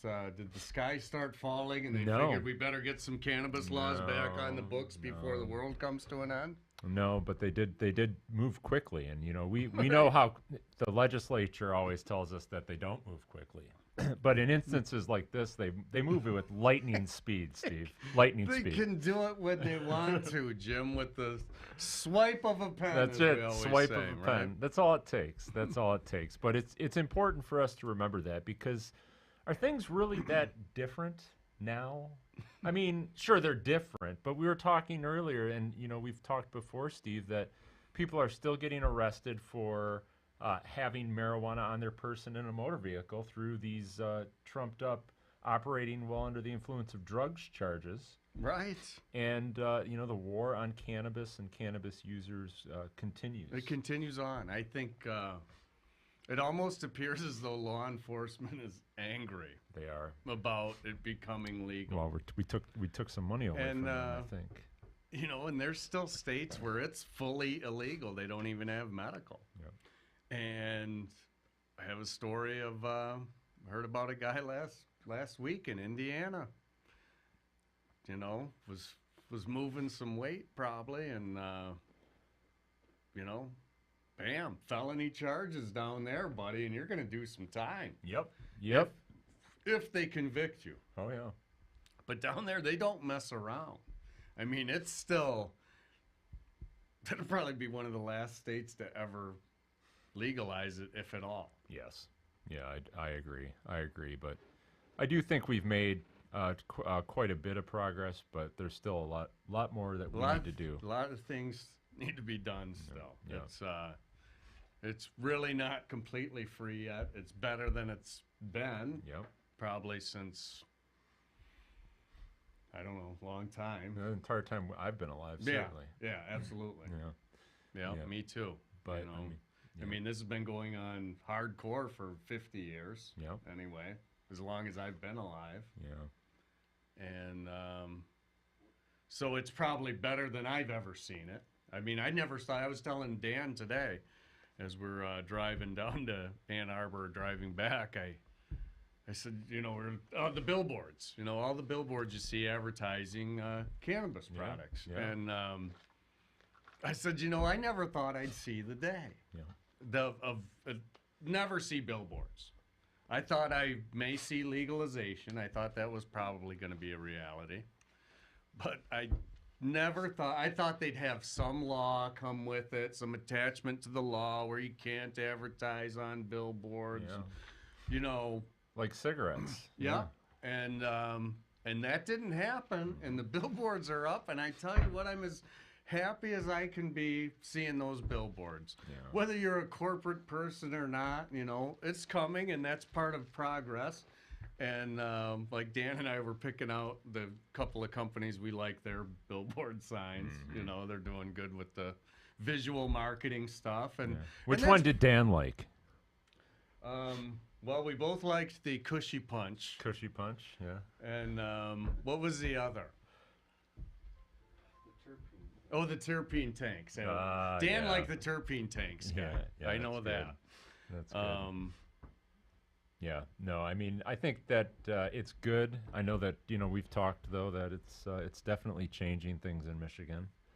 And, you know, it bears saying again that, you know, the war on caregivers is still very, very real. Oh, it's real. And they're gonna amp it up. Yeah, and I talked to a guy yesterday. He's in Ray Township, I believe, Macomb County. Yeah. And Ray Township's about ready to enact restrictions against caregivers. So it's happening all over. And, you know, if we can figure out a way to band together the caregivers in each community, get some numbers, get some money behind the effort, get some good attorneys, and fight back. It's the only way we win, is when we fight back, and you got to fight back hard. Yeah. And you got to do it with the right people. Yep. All right, we got Amanda. It's going to joining us at the table. There we go. This is good. What? Should have stayed over there. Oh, there's the visual. We're gonna have to see what's going on with the bunker boys here. Anyway, no, I think you know, at the end of the day, we're making progress, but still a lot more people that we need to convince. And, you know, we'll continue to do so. And, you know, it'll be nice to see it completely normalized where patients can, you know, use marijuana and have their insurance companies pay for it because it's prescribed as a medication. And I still think we're a long I think we're a long ways there. away from that. Mm-hmm. Come on. Where'd you go? Come on. What? What happened? I'm just chilling. I apparently. There she is. Oh, there she is. Apparently, there she is. I enjoy a little solitude so I can reflect upon the Hash Bash 2021. Okay? So over here. Well, that's fine because we're going to trade in a minute because that looks a lot more comfy than this seat. I mean, it is. I'm glad I'm glad I discovered the spot. It's a nice spot. Yeah. It is. Yeah. It is, and it is kind of nice being back in the studio. Yeah, it is. Again. It is. You It's know, been it's been about around a year. Yeah. We did last some. summer. We did some shows here. We did. During the quarantine, when we were trying to break out of quarantine a little bit. Yep. Quarantine. Wow. Yeah, those were the days. Crazy times we've been living in. They really are. That's for sure. They really are. Feel like we've been through a war. I'm getting some messaging from Michael. Yeah. Oh, tell him to get on here. Yeah, what is he waiting Where on? is he? He's sending us screenshots. Can we That's pipe not him in? helpful. It's not helpful. It's just like chin diapers aren't helpful. That is true. They don't help anybody. So we saw a lot of people at the Hash Yeah. Bash today. We did. Yes. I know you guys talked about that already, but Well, I talked about John Sinclair. Who else did we make the other mentions? we saw Richard Clement. Yeah. We got Free the weed. we got a chance to talk to Michael Toohey, who recently Yeah. had that court case that Michael Komorn helped out with, with the probation issue, and that was pretty good.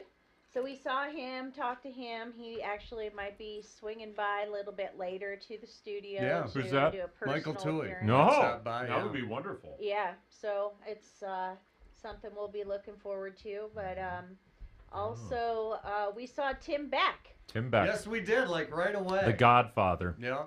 And I interviewed Tim right out of the gate. That's good.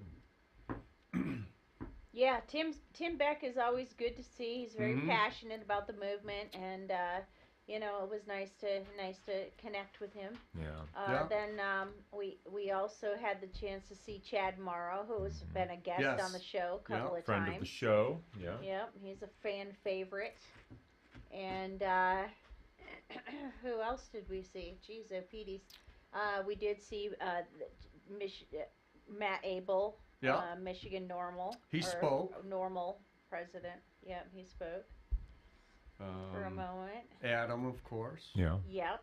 And Adam will be dialing in sooner or That later. He is getting settled in his next destination, and he will be dialing in, so that's something to look forward to as well. Excellent. Excellent. So I have a question. Mm-hmm. So we had this hash bash in Ann Arbor that was led by Adam Brook, I believe, right? Yeah. He appeared to be the leader. So what happens next year? Adam Brook's the leader. I think it'll be interesting. That's what I take away from that. I think it'll be interesting. So we'll see. That is the hash bash right there. He is Mr. Hash Bash. Yeah, we were just at the hash bash. Yeah. Everything else is just a party. Yep. Everything else is a party. So I understand that we have a couple more bands coming up. All right. So that's going to be a ton of fun. I also understand that our very own Justin is going to play a tune while Steve Esteban Miller sings along. Oh, So- what a treat! That's what I heard. This is the first time hearing That's about what it. I heard. I'm just telling you what I heard. Well, I hope it's something that I will be. know the words to. Well, we'll get you a printout, just like Some Dan has people been getting call me the space biographies cowboy. and I yeah, have a there we hard- go. I Some have a- call me the gangster of love. I have a hard time singing Steve Miller, actually. Yeah. Just because I don't know. I think you should my try. regular time is different than his. I think. I No, it's thought good. you did I a think great it's job good. every time I've heard you sing it. Really?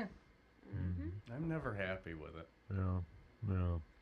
Because we're our own worst critics. Yeah. It'll be a surprise then what song comes out. It We're will gonna be. leave the viewers Justin, in what suspense. song is it gonna be? I don't hear anything. God. Anyway. Oh, Justin, he can't figure out the sound, Jim. Well, how are we gonna get him to play a song? I don't know. We're gonna try. We're gonna do what we can. Damn that, Justin. Damn him. Austin Scott. Look him up. Austin Scott is the next. Music, yeah. Oh, good. Yeah. So. Oh, I totally appear in the screens on the corners. Yeah, isn't that sweet? Yeah. Where's Michael? Michael's. I hear Michael. MIA. Michael is actually watching us right now. He is while he's He is riding watching his us. bike. Oh. We have a problem. It appears here that Austin Scott is dead. Oh. That, Austin Scott music. that's what I. Yeah, here Austin Scott obituary music. Uh-oh. Tell us that, Jim. I'm just. Oh no, sorry, that was a different Austin Scott. Oh. So Austin That Scott. was a close one. It says here, Austin Scott is an innovative and exciting entertainer who travels across America performing original. Original country. Oh, it's original country. No. Original country. It got cut off. So this is going to be great. We're gonna queue up Austin Scott, go to live to him, and we'll see you all here on the flip side. So enjoy the show. Without further ado, here's Austin Scott. All right.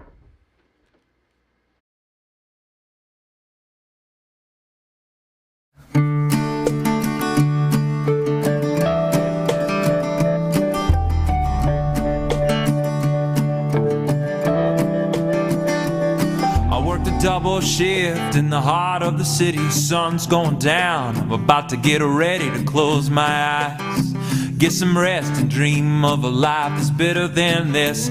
Pull the shades close and turn off the light, climb into bed and the rest of my life fades away oh so fast. The next thing you know, I'm gone in a flash. A big blue world that was full of fire. I was soaring when I saw you standing in the sunlight. Yeah, the fire in your eyes was so surreal. Somehow I thought it could all be real. Wishing that this moment in my life would last forever. Every night I dream so we could be together. My alarm went off and the sun came up, and I was back to work and just my luck.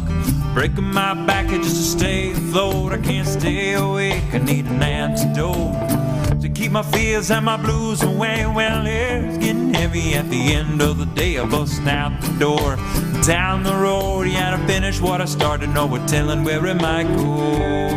Part of a big blue world that was full of fire. I was soaring through the air in my radio flyer. That's when I saw you standing in the sunlight. Yeah, the fire in your eyes was so surreal. Somehow I thought I could all be real. Wishing that this moment in my life would last forever. And every night I dream so we could be together. And every night I dream so we could be together.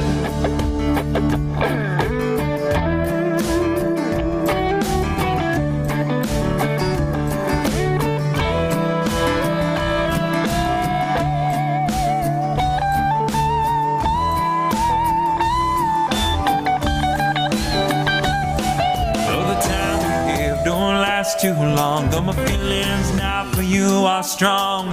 You take my hand, now we leave the ground, we're flying. A big blue world that was full of fire. I was soaring through the air in my radio flyer. That's when I saw you standing in the sunlight. Yeah, the fire in your eyes was so surreal. Somehow I thought it could all be real. Wishing that this moment in my life would last forever.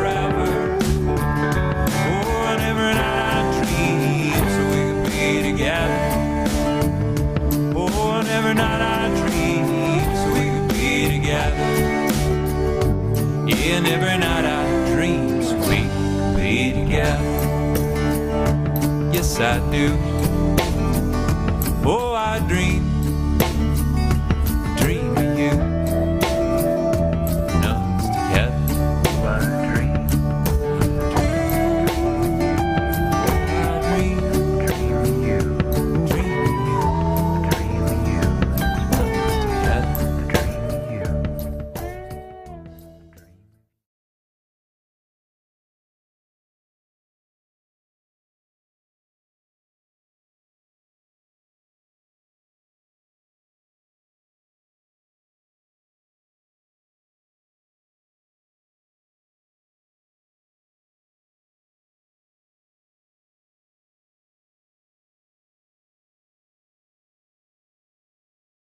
Well, she lied, cheat and steal, but I still loved her.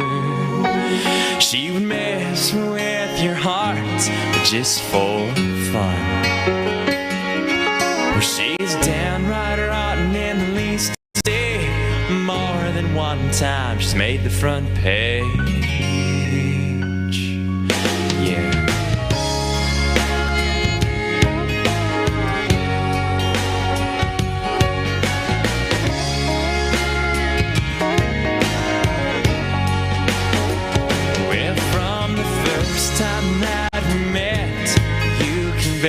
That you stole my heart, and from the start she put the beam back in my heart. But she's messing with the memories in my mind more times than I can count. She's caused more trouble than the Dukes have had, running moonshine in the south. So I'll be singing that same old song like I sang it before. Every time you leave me, when you come, we're crawling back for more. Then you're gone and it hits the fan. So welcome back again to the break your promised land.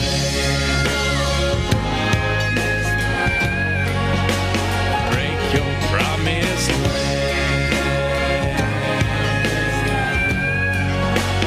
Break your promised land.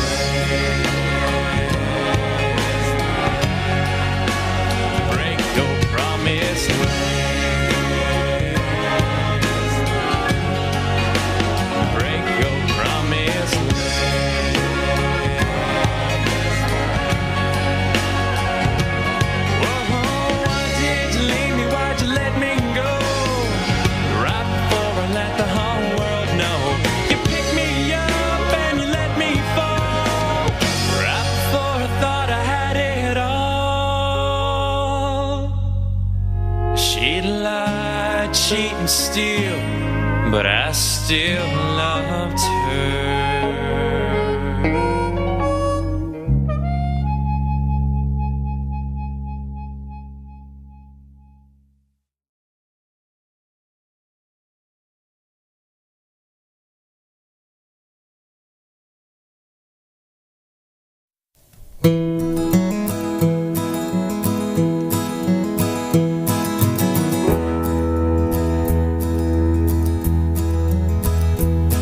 He was burning the midnight oil on 75. There's a diesel in the distance as I hear the highway whine. They were two thought to be each other's own. Had the meaning of life waiting for him, and he's back home.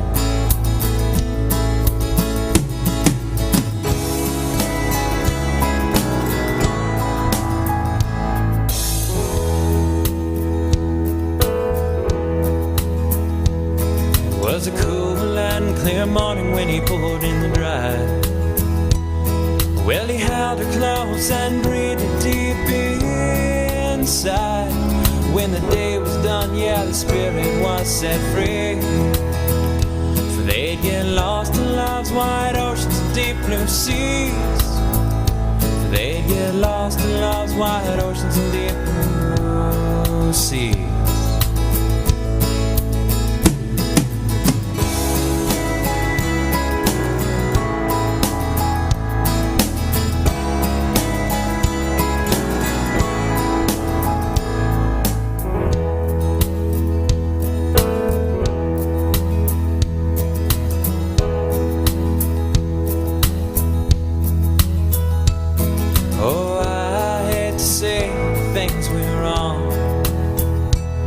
The temptation of another broke a bond so strong.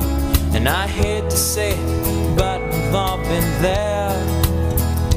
Having to hold on to another who just don't care. Having to hold on to another that just don't care.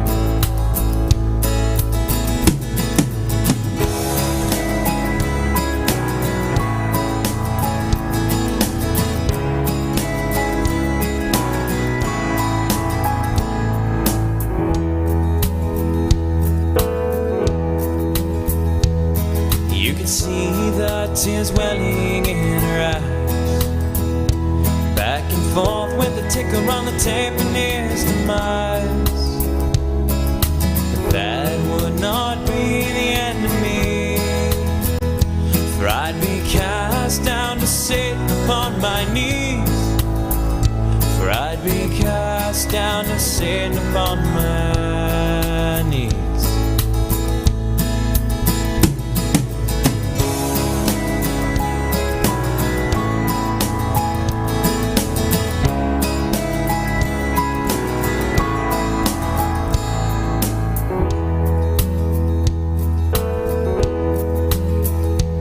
It was a night that he wished he'd forgotten about, because his whole life changed when she found out.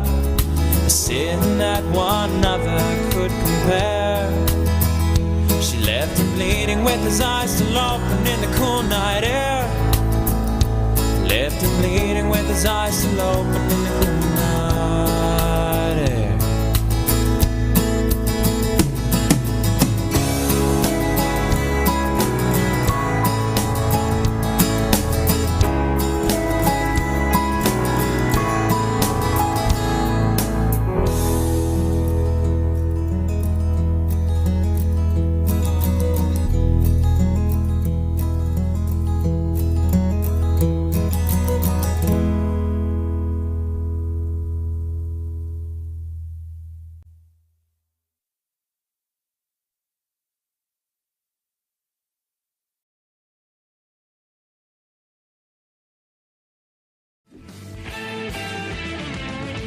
The Planet Green Trees Show.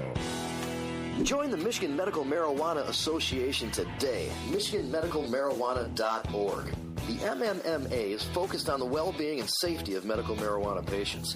The MMMA site provides the most comprehensive and up-to-date news on legal issues, politics, research, cultivation, as well as the various strange products and methods of cannabis use. Come join the discussion with the most knowledgeable and passionate advocates in Michigan today. MichiganMedicalMarijuana.org.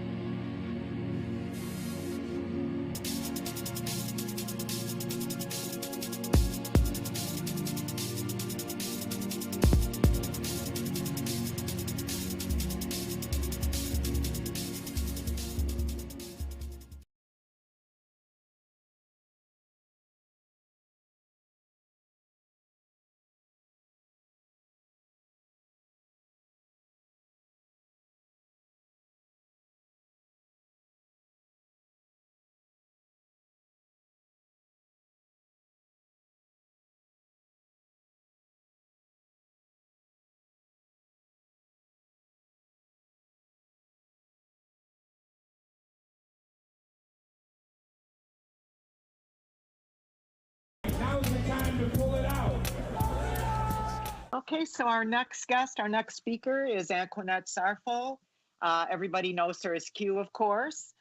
Many of us welcomed her into our homes for many years. She was the Channel 2 Fox News newscaster in the morning. I watched her for years. I felt like she was a friend before I even knew her.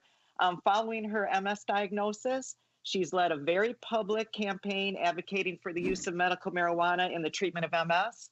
And she's a tireless leader, and she's one of the people that we can really thank for the passage of Prop 1. So here we go, my friend Q.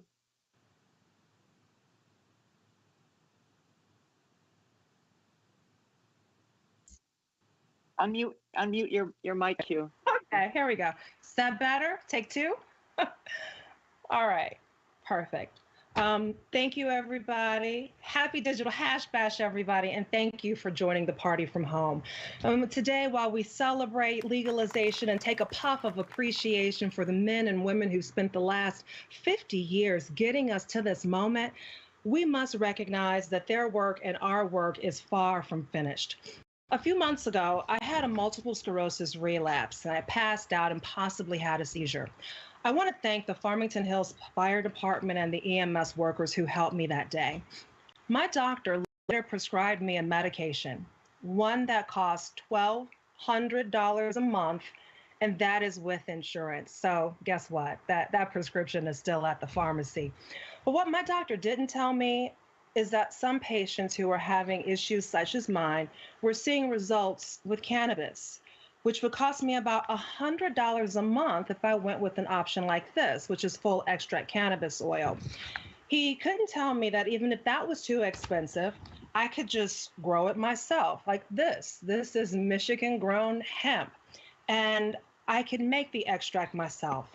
My doctor can't give me and patients like me all of their options.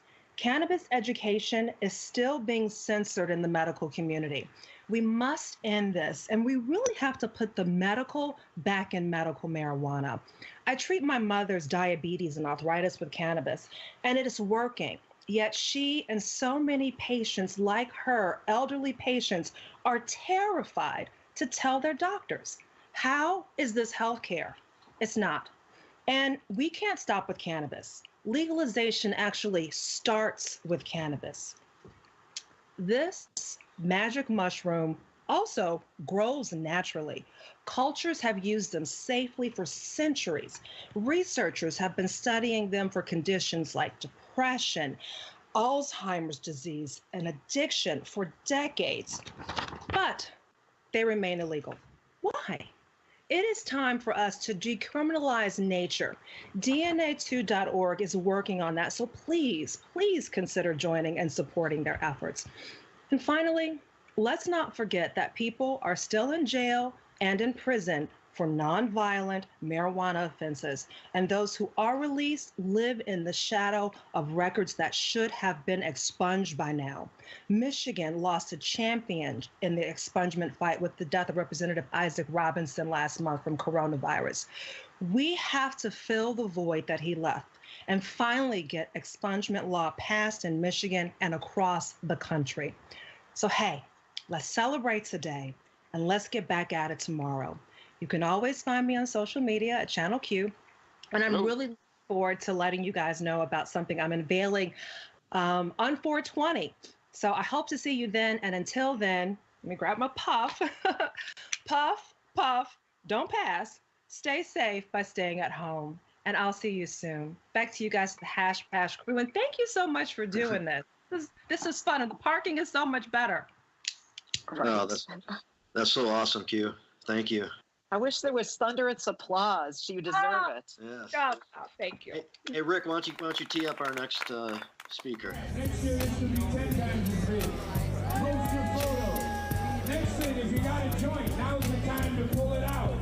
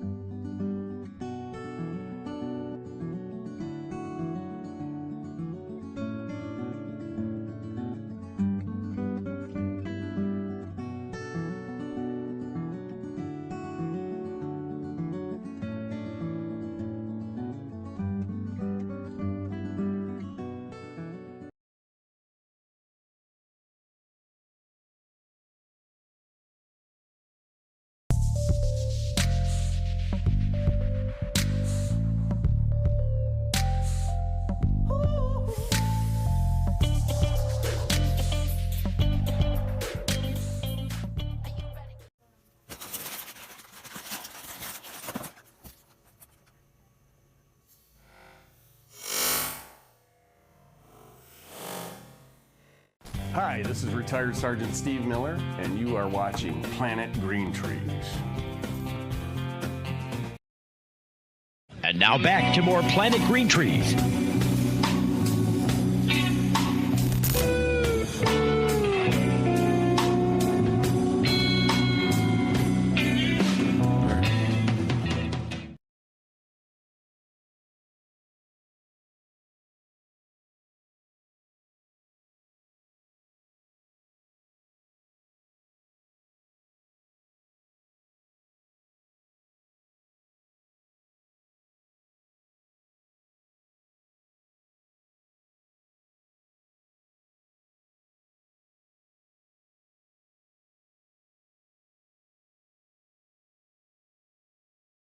Bob Robar, and he is with the Helping Friendly Salve.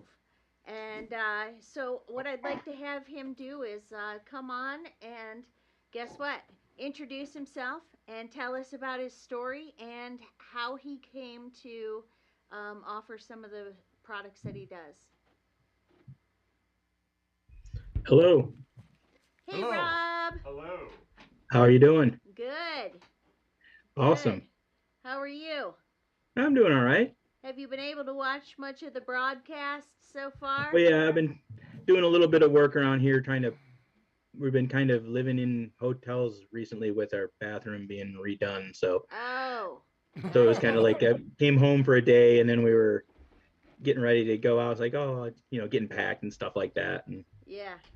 washing clothes, getting Jedi ready for the next adventure and all that. Yeah, Jedi Well, yeah. for the listeners. Jedi is Rob's pug, and we share that in common fellow because I have a pugster. pug as well. So we Yeah, he's over here instantly sleeping. bonded.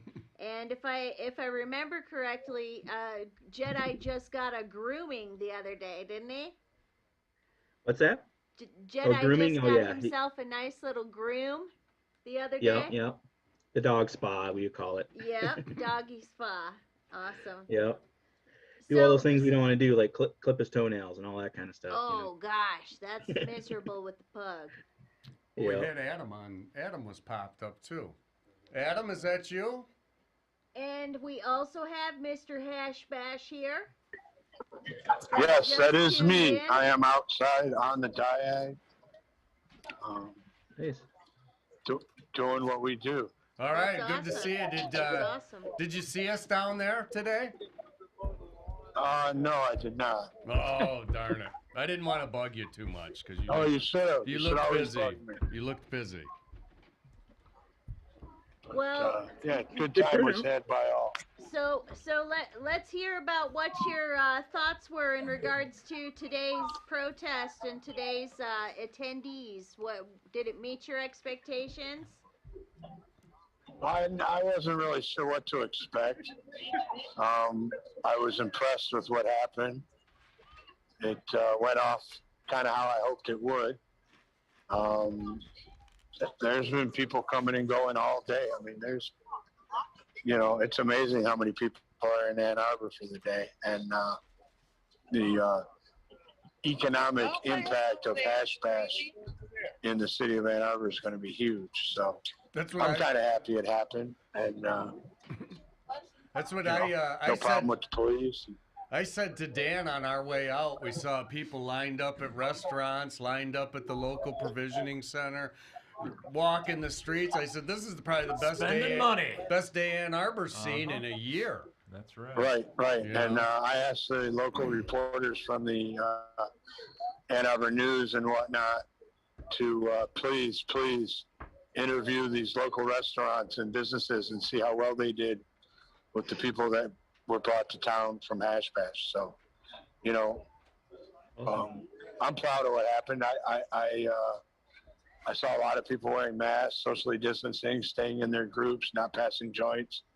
So it worked out well. Yeah, it's good. It's you were the leader of this what happened today for sure.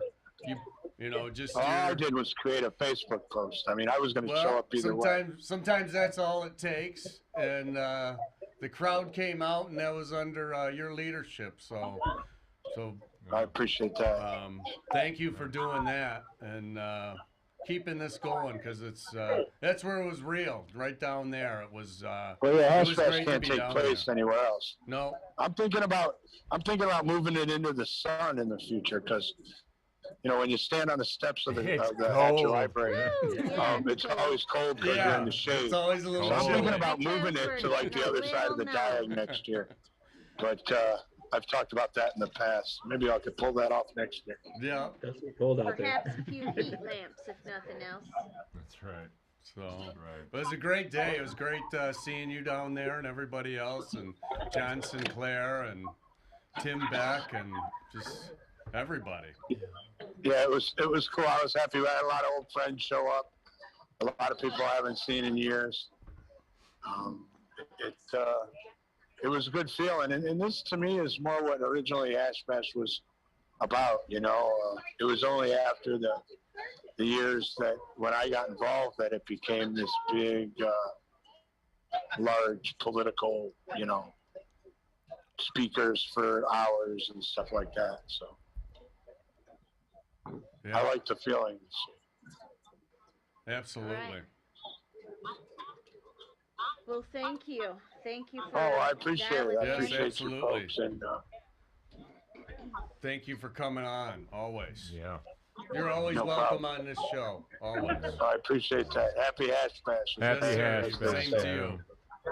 Thank you. All right, Adam. Have That'll a be good. one. I'm going to take off. I'm going to go take a nap. All All right, buddy. You earned it. Thanks. All right, see ya. Peace. So back to Rob. Yeah, where's Rob? I'm we here. still got Rob. Sorry, I'm Rob. We had Mr. Hashbash call in mid-section. Yeah, no, that's kind of out there and be in the cold, man. Don't want to be out there myself in the cold. So, Have you had experience with hash bash in the past? oh yeah, I've gone out there ever since like '86 or so.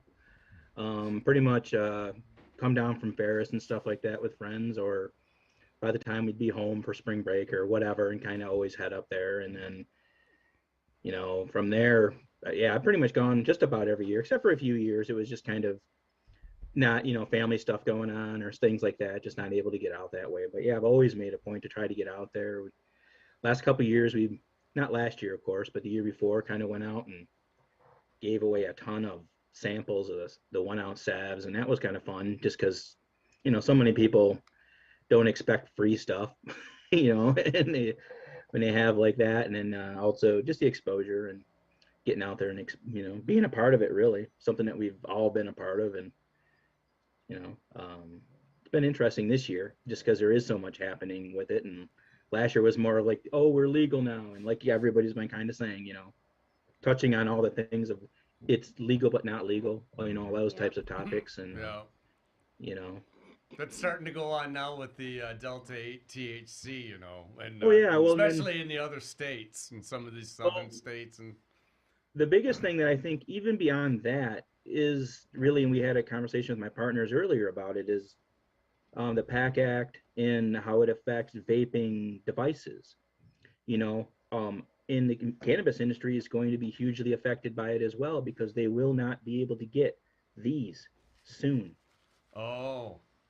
The cartridges, just the cartridges or the battery itself.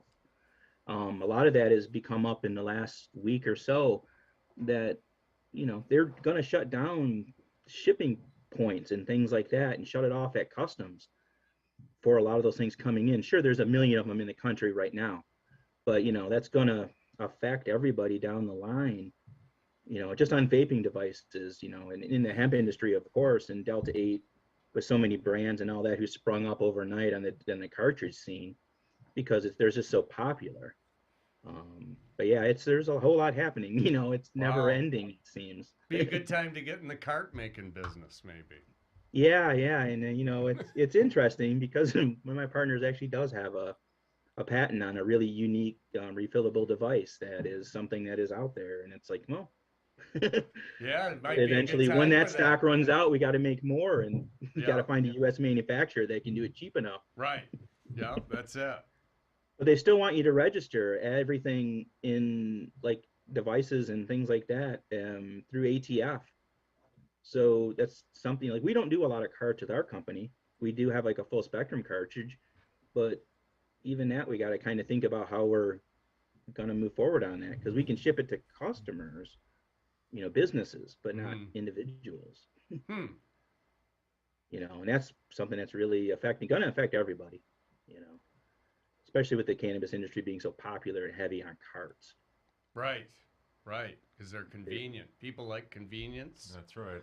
And They sure don't, do. and they don't want to smell like flour. Not messy. Oh yeah, and I don't really use carts very often, but I picked up one of those, and I usually just hit my peak, because I do concentrates, and it's like, well, driving around is not always so easy. So I grabbed a cart the other day, Right, it's like, right. Something for when you're driving, it's a little easier and more inconspicuous than packing a wax pen or something like that. Yeah. Yeah, for sure. Well, I'm going to tell you, I really like your salve. Or salve. Thank you. I'm sorry. I always say no, it's both ways. It's To be a honest with you. Delta It's a 8 stuff? topic of conversation within our own company. He got the sample of the Delta 8. Yes. Okay. I thought it was outstanding. Thank you. And I've been making my own for a while, and now that I've tried yours, I'm just going to get yours from now on. I don't need to make my own anymore. For sure. Yeah, it's like it's how I started it. And it's been a lot of time went into those formulations, really, and I love the Delta 8 one too. And we're actually kind of reformulating the other ones, the original salves, because we're going to increase dosage on them and things like that. And people always have asked us for a while, why don't you have a much higher one? Well, there is a certain efficiency that works. Yeah. That only a certain amount can absorb into your skin at a time, anyways. Right. So it's like by dumping a whole bunch more in there, it's more It's of a a numbers waste. game where it's just people feel more comfortable with it. But you should be using less of the topical as a whole. If it is that higher milligram, kind of thing. Right. But that's why it even likes like the sample, the 1 ounce size ones. I say sample just because that's what we always used to call them. But the 1 ounces one are so popular just because you can take them everywhere, and that 250 is a nice number in that mix, where it's effective for everybody, and the big jars are definitely for people who got to use a bunch of it all over your body, is how I always kind of put it, Right. Yeah. I'm glad you're liking it. I It's like been super how popular. you also have the herbs like the arnica and the lavender and the things like that, the therapeutic, the aromatherapy types of things that you would expect when you went to a massage, person doing holistic massage or something like that. So I like how you add that, and there's medicinal benefit to the essences you use. Yeah, and there's a whole lot of that. I've been a fan of arnica since, like, I don't know, messed up my back. I was much larger, working someplace, and messed up my back. This person I worked with was like, here, give me this little tiny bottle of arnica. She's like, put this on the back when you take a shower, put it on your back, a little bit of oil. And I'm like, I don't know, whatever. I tried it, and it worked. And I was just like, holy shit, it was like better than any Ben Gay product, anything like that. And using something like that back then when I got into hemp and doing those kind of things and messing with that, I was like, seeing other topicals that were being used, and people weren't using some of these ingredients. They were just, putting hemp seed in there and slapping a whole bunch of different oils in, and, to make it consistency, or like lotions and things like that, which a lot of them have alcohol base in it, which just ends up not really, absorbing in your skin the right way. So I just kind of, it was also kind of limited with how, I made it in my kitchen, basically, they always say. And it's like, what did I start with? I went to the store and I saw hemp seed oil, and I started researching about, what is the best oils that I can buy handily, coconut oil, hemp seed oil, avocado oil. And it was all for a reason to make this base oil that was, I call it the super blend, because it's, two are really good for your skin conditions and all that, and avocado helps bring the CBD and whatever into your skin deeper. Oh, okay. And hold it there longer. And the beeswax being a real simple thing, the beeswax will help just hold it there. I want it to hold it to my skin longer for longer periods of relief, and not just like a lotion that you put on and all of a sudden it's gone. Right. It's like, oh, that felt, that feels nice, but then it's mostly a scent that you're putting on your body at that point. Right. So then I was going in dispensaries and using that, and moved it beyond that, basically. I just kind of, how can I make this for everybody? And CBD was the way at the time, because it started off as a THC product, because that's what I used. I would do the whole process, take pounds of trim, make the thing, and all of it, and kind of just learn how to do all of it from that point. And CBD gave me the option to sell it to the rest of the world, the normal world, as we say, and hopefully, it's been around. The Delta 8's been nice, because then it's helped reintegrate some of that original thought process with it and give you more of that one-on-one, because it's broad spectrum oil. So you've got the other cannabinoids in there, you got that happening for you. CBG is really great for the skin. Seems to help a lot more with inflammation, so it's nice on that aspect. And the Delta 8 just gives that little punch that works. Right. Yeah. True full spectrum, and that's what we're kind of doing with a lot of other full spectrum things. Is as people can think about Delta 8, is it going to be whatever? I don't necessarily think we're going to continue to get lots of Delta 8 products. It's like, let's do full spectrum products that contain that, like our full spectrum gummies. It's just the touch where that just below the 0.3 that we need to be to stay compliant. That's what we use, and I take one every single night. I sleep like a rock.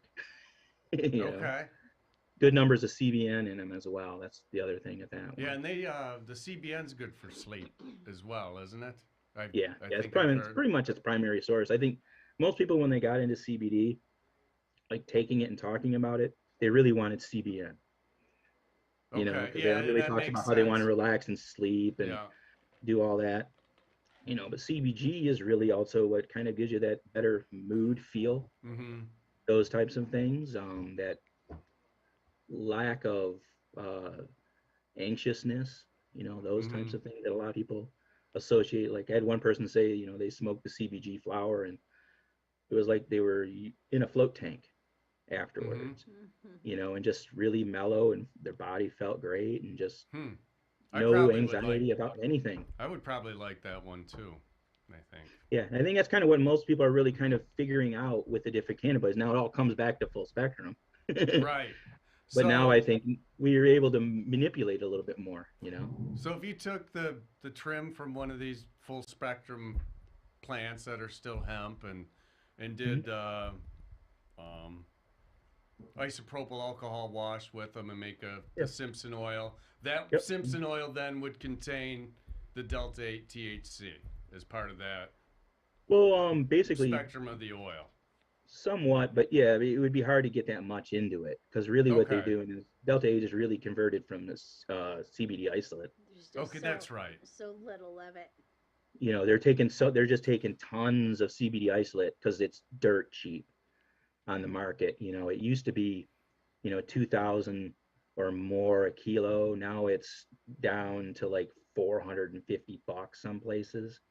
Okay. You know, so I mean, it's like the prices isolates dropped some, and all cannabinoids have dropped a lot because as production ramps, you tend to get things. But because they are able to take so much of that and convert it, you know, and the processing that they're doing, which is what causes the, you know, is it synthesized, is it whatever? But you know, it's, I don't know.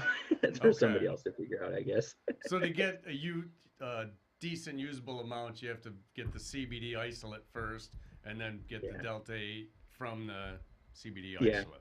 Yeah, roughly. Yeah, so it's basically how they're basically converting all that. And now the big topic as well is, it's already on the market, is Delta 10. So it's, you know, as everybody goes through and tries to, you know, figure out the various cannabinoids that they can make things with, and you know, just like Delta 8, Delta 10 was discovered a year or two ago, a couple years back, you know, in the labs, you know, wherever, and figuring out what it even was. And now as processes become more available and you have things, you're able to, you know, create these other cannabinoids that are existing, but you know, how do you create them thing? Now, the Delta 10 thing, who knows how that'll go? It could be, in my opinion, might be the hot button that shuts it all down. Could be, yeah. I would think there might be a good chance. Anytime you start getting over the threshold of psychoactivity, you know, even like the hemp industry as a whole, their hemp boards, hemp roundtable and stuff like that, you know, they're really stepping back away from a lot of any talk of Delta 8, even then they know that all their farmers are doing it. And, you know, when they're processing, the processors are doing it, they're stepping back from it because, you know, be careful how you're marketing all this stuff. Just like we don't market anything as health, you know, it's going to save your health or do anything like that. But I do like the aspect of, you know, we're never going to be a company who's going to call up somebody on sales and say, this gets you too high.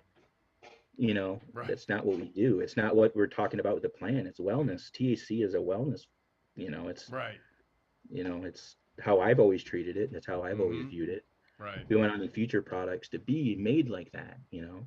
I think it's with that in mind, so that we're always, you know, just not chasing cannabinoids that way, you know, because there's lots of other things we even want to do. You know, now the Delta 10, would that even be stronger than the Delta 9 then? Yes. Yes. That's kind of why, like, you know, our lawyers are kind of like, nah, you know, I wouldn't go that far on stuff. Once it's out there, and because it's not scheduled, and that's how they're skirting everything, because it's not specifically said. No, because it's, you know, all the laws are all based around Delta 9, you know, and now there's certain things of the extracts, you know, when all extracts are legalized, well, isn't this an extract? You know? So, and that's still playing out. Biden just finalized or approved the hemp rules and, you know, the interim rules and shit like that. So we'll see how that plays out. There's some good stuff in all that, though, making it so that hemp processors and all that don't have to necessarily worry about getting the doors kicked in for having what's considered hot. you know, because at the processing point of processors, there's no way not for it to not be hot at some point. Mm-hmm. And it's silly because it's still probably only hot by 0.5, you know, 1% maybe. Right. But it's, you know, oh, the DEA's got to flex their muscle and come in and say different things. And Oh, it just seems silly, doesn't it? yeah, that's the whole defunding of the, you know, the DEA is something that should have, you know, why are you in control of any of this? Right. You know, Exactly. we all agree on that. They just Like, need to if get you- rid of the DEA. Yep. It's a one group that just should definitely defund. Yes, absolutely. 1,000,000%. You know, it's been interesting, you know, it's the way everything keeps changing, you know, it's, so I guess that's kind of how, you know, the touch and how hemp is kind of related into the situation of the day. Right. You know, yes, it's legal, but then that's all these loopholes and different things of running a hemp company and being involved in this. That's like for 4 years of battling credit card companies, battling, I can imagine. bank stability and all these different things. Right. You know, you try to explain to like your family about stuff like that, and you're like, well, you have a company, and isn't it? You know, it's legal, right? And it's like, yeah, it's, Well, yeah. it's federally legal, but But the banks don't quite understand it. yeah, and it's like we don't like to go in and talk to them much, so you know, it's we got to play by the games that we have, you know. Yeah, that's it. But things are a lot different than it used to be. That's for sure. Like you mentioned, you know, the billboards and all that. Just the fact of Little like by the little. sponsorships that even my company has now. Of you know, we sponsor Australian rules football team Oh, in really? Texas. Yeah, North Texas Devils. Okay. And then we also sponsor a soccer team in Denton, Texas. So it's, you know, Denton Football Club. Or, Excellent. yeah, I think it's what it's called. So It's interesting. Are you sending products down there then to Texas? Yeah. Excellent. Yep. That's And great. Texas has been a huge thing for us, mostly because it's so big and it's such an interesting state. You know, it's conservative, but not. I don't know how to say that. Yeah, It's I not. know what You know you what I mean mean? from It's like things I've people heard don't about want to. They want to do what they want to do. Right. It is. It is that You know, and place. that's kind of why it is that way. And you know, when they legalized hemp, you know, they kind of come through, and for a while there, they wouldn't let flower be, or you could have flower, but it couldn't be from their own state. And it was just bizarre. It's like, well, why would you grow anything then?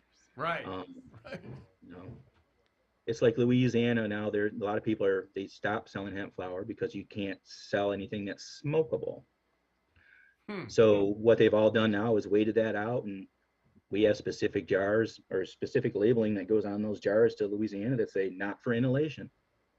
Okay. You know, and that's how you get around that. You know, the old way of Right. skirting it around it. Is that mostly high CBD flower then you're sending, or is it? Oh yeah. Okay. Yeah, high CBD hemp flower. You know, it's all the normal. Yeah, there's lots of it though. We got lots of different strains, and that's what's been so interesting with different things.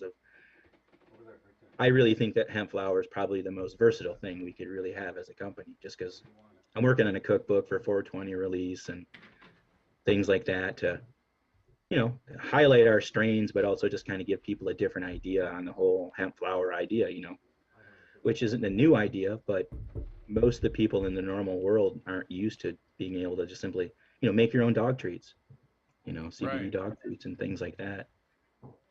Very simple enough to do. Where can we find more information about Helping Friendly, and how could we get in contact with you? Oh, well, you can do it on through usually Facebook as well, with at thehelpingfriendlysalve.com, Instagram, the same thing. Our website is thehelpingfriendlysalve.com. And there's lots of, you know, channels on that, and pretty much any of the social medias, all that you can hit us up on. We appreciate you coming on. We appreciate thanks you for having me. being here. Good to be a part of it. Yeah, I could sit there. I could talk for hours with you about all this stuff. I really could. We'll, be we'll fun. have We you have on to- the show in the future. Yes, definitely. Yeah, for Again, sure. you're always welcome. Yeah, I love to talk about stuff all the time. You know, Yeah. it's always appreciative because all of this, you know, everybody who's had to put in time throughout this whole process of getting all this stuff legal. Right. Yeah. Right. You know, it's just I know my company is not, necessarily a THC company yet, but then it's like, it all comes from the same. We all know it's the same plant. Right. Yes, exactly. Yeah. Exactly. It's all cannabis is a deval. I know, and it's great to see you, this local guy, doing so great. Yeah. Nationwide. And So you it's care about your great to see. product. Great to see. Lots of interesting things coming up too. That the Hero Project and things like that. That we're kind of helping out with some of that too. Great. Give back a little bit on that, veterans. Yeah, and things well, like when that. we'll have you on in the next week or so, and you can tell us about those things. Yeah, for sure. Cool. Awesome, guys. Well, All thanks for right. having me. Yeah, thanks for coming Bye. on. Thanks Happy for coming Hash on, Bash Rob. Day. Happy Hash Right. Bash. Whoop, whoop. Yes, 2021. All right. All right. Thanks for coming Have a good on, one. Rob. Yeah, thanks, guys. All right, everybody. It's time to get ready for 420. So we're gonna shut it down. We're gonna Shut it down! Shut her down. We're gonna be coming back later at 8. So everybody, please tune back in at 8 p.m. We'll be having a virtual concert featuring acts from what? Little Blondie Mike's concert. Little Blondie Mike's concert, and having some acts from around the country, including a live DJ in studio. So looking forward to it. Hope everybody comes back online with us at 8 o'clock. But for now, shut it down! Shut her down. Dirty Dan, goddamn Dirty Dan. Dirty Dan, dirty, goddamn Dirty Dan. Goddamn Dirty Dan, Dirty Dan, dirty, goddamn Dirty Dan. Goddamn Dirty Dan. There we go. See, that's my vision of the song I gotta have. See, Amanda was supposed to catch on and be my female, off-key female vocal in the background going, Dirty Dan, Dirty Dan. Goddamn Dirty Dan. Dirty Dan. Goddamn Dirty Dan. Goddamn Dirty Dan. Yes. The Planet Green Trees Show. Join the Michigan Medical Marijuana Association today, michiganmedicalmarijuana.org. The MMMA is focused on the well-being and safety of medical marijuana patients. The MMMA site provides the most comprehensive and up-to-date news on legal issues, politics, research, cultivation, as well as the various strange products and methods of cannabis use. Come join the discussion with the most knowledgeable and passionate advocates in Michigan today, michiganmedicalmarijuana.org.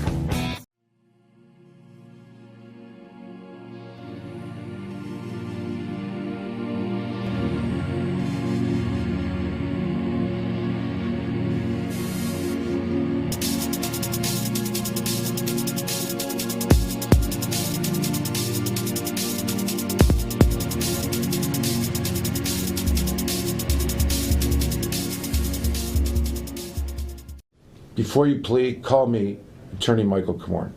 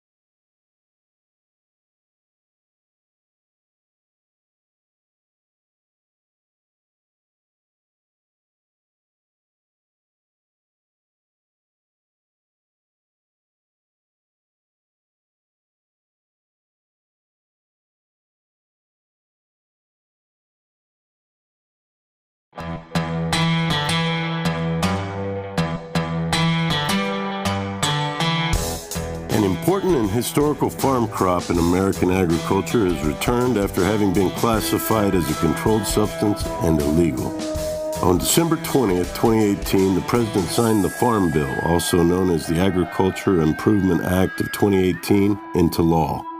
The signing of the act was great news for the hemp industry, which amended the definition of marijuana in the Federal Controlled Substances Act. Hemp is now defined as the plant, cannabis sativa L, and any part of the plant, growing or not, with less than 0.3% THC concentration on a dry basis. The plant itself is no longer a controlled substance. Hemp is one of the most versatile plants on earth. From clothing, fiber, paper, building materials, hempcrete, biofuels, CBD, and medical uses, it has been a part of America's industry for over 200 years. Even the United States Constitution was drafted on hemp paper. The time is now. If you're thinking of getting in the farming or processing of hemp, contact our global experts, legal, and consultation teams to make sure that you're on the right road when you venture into the new hemp industrial revolution. Michigan Hemp Industries has been a leader and advocate for the return of the hemp industry, so come be a part of the new revolution in agriculture in Michigan.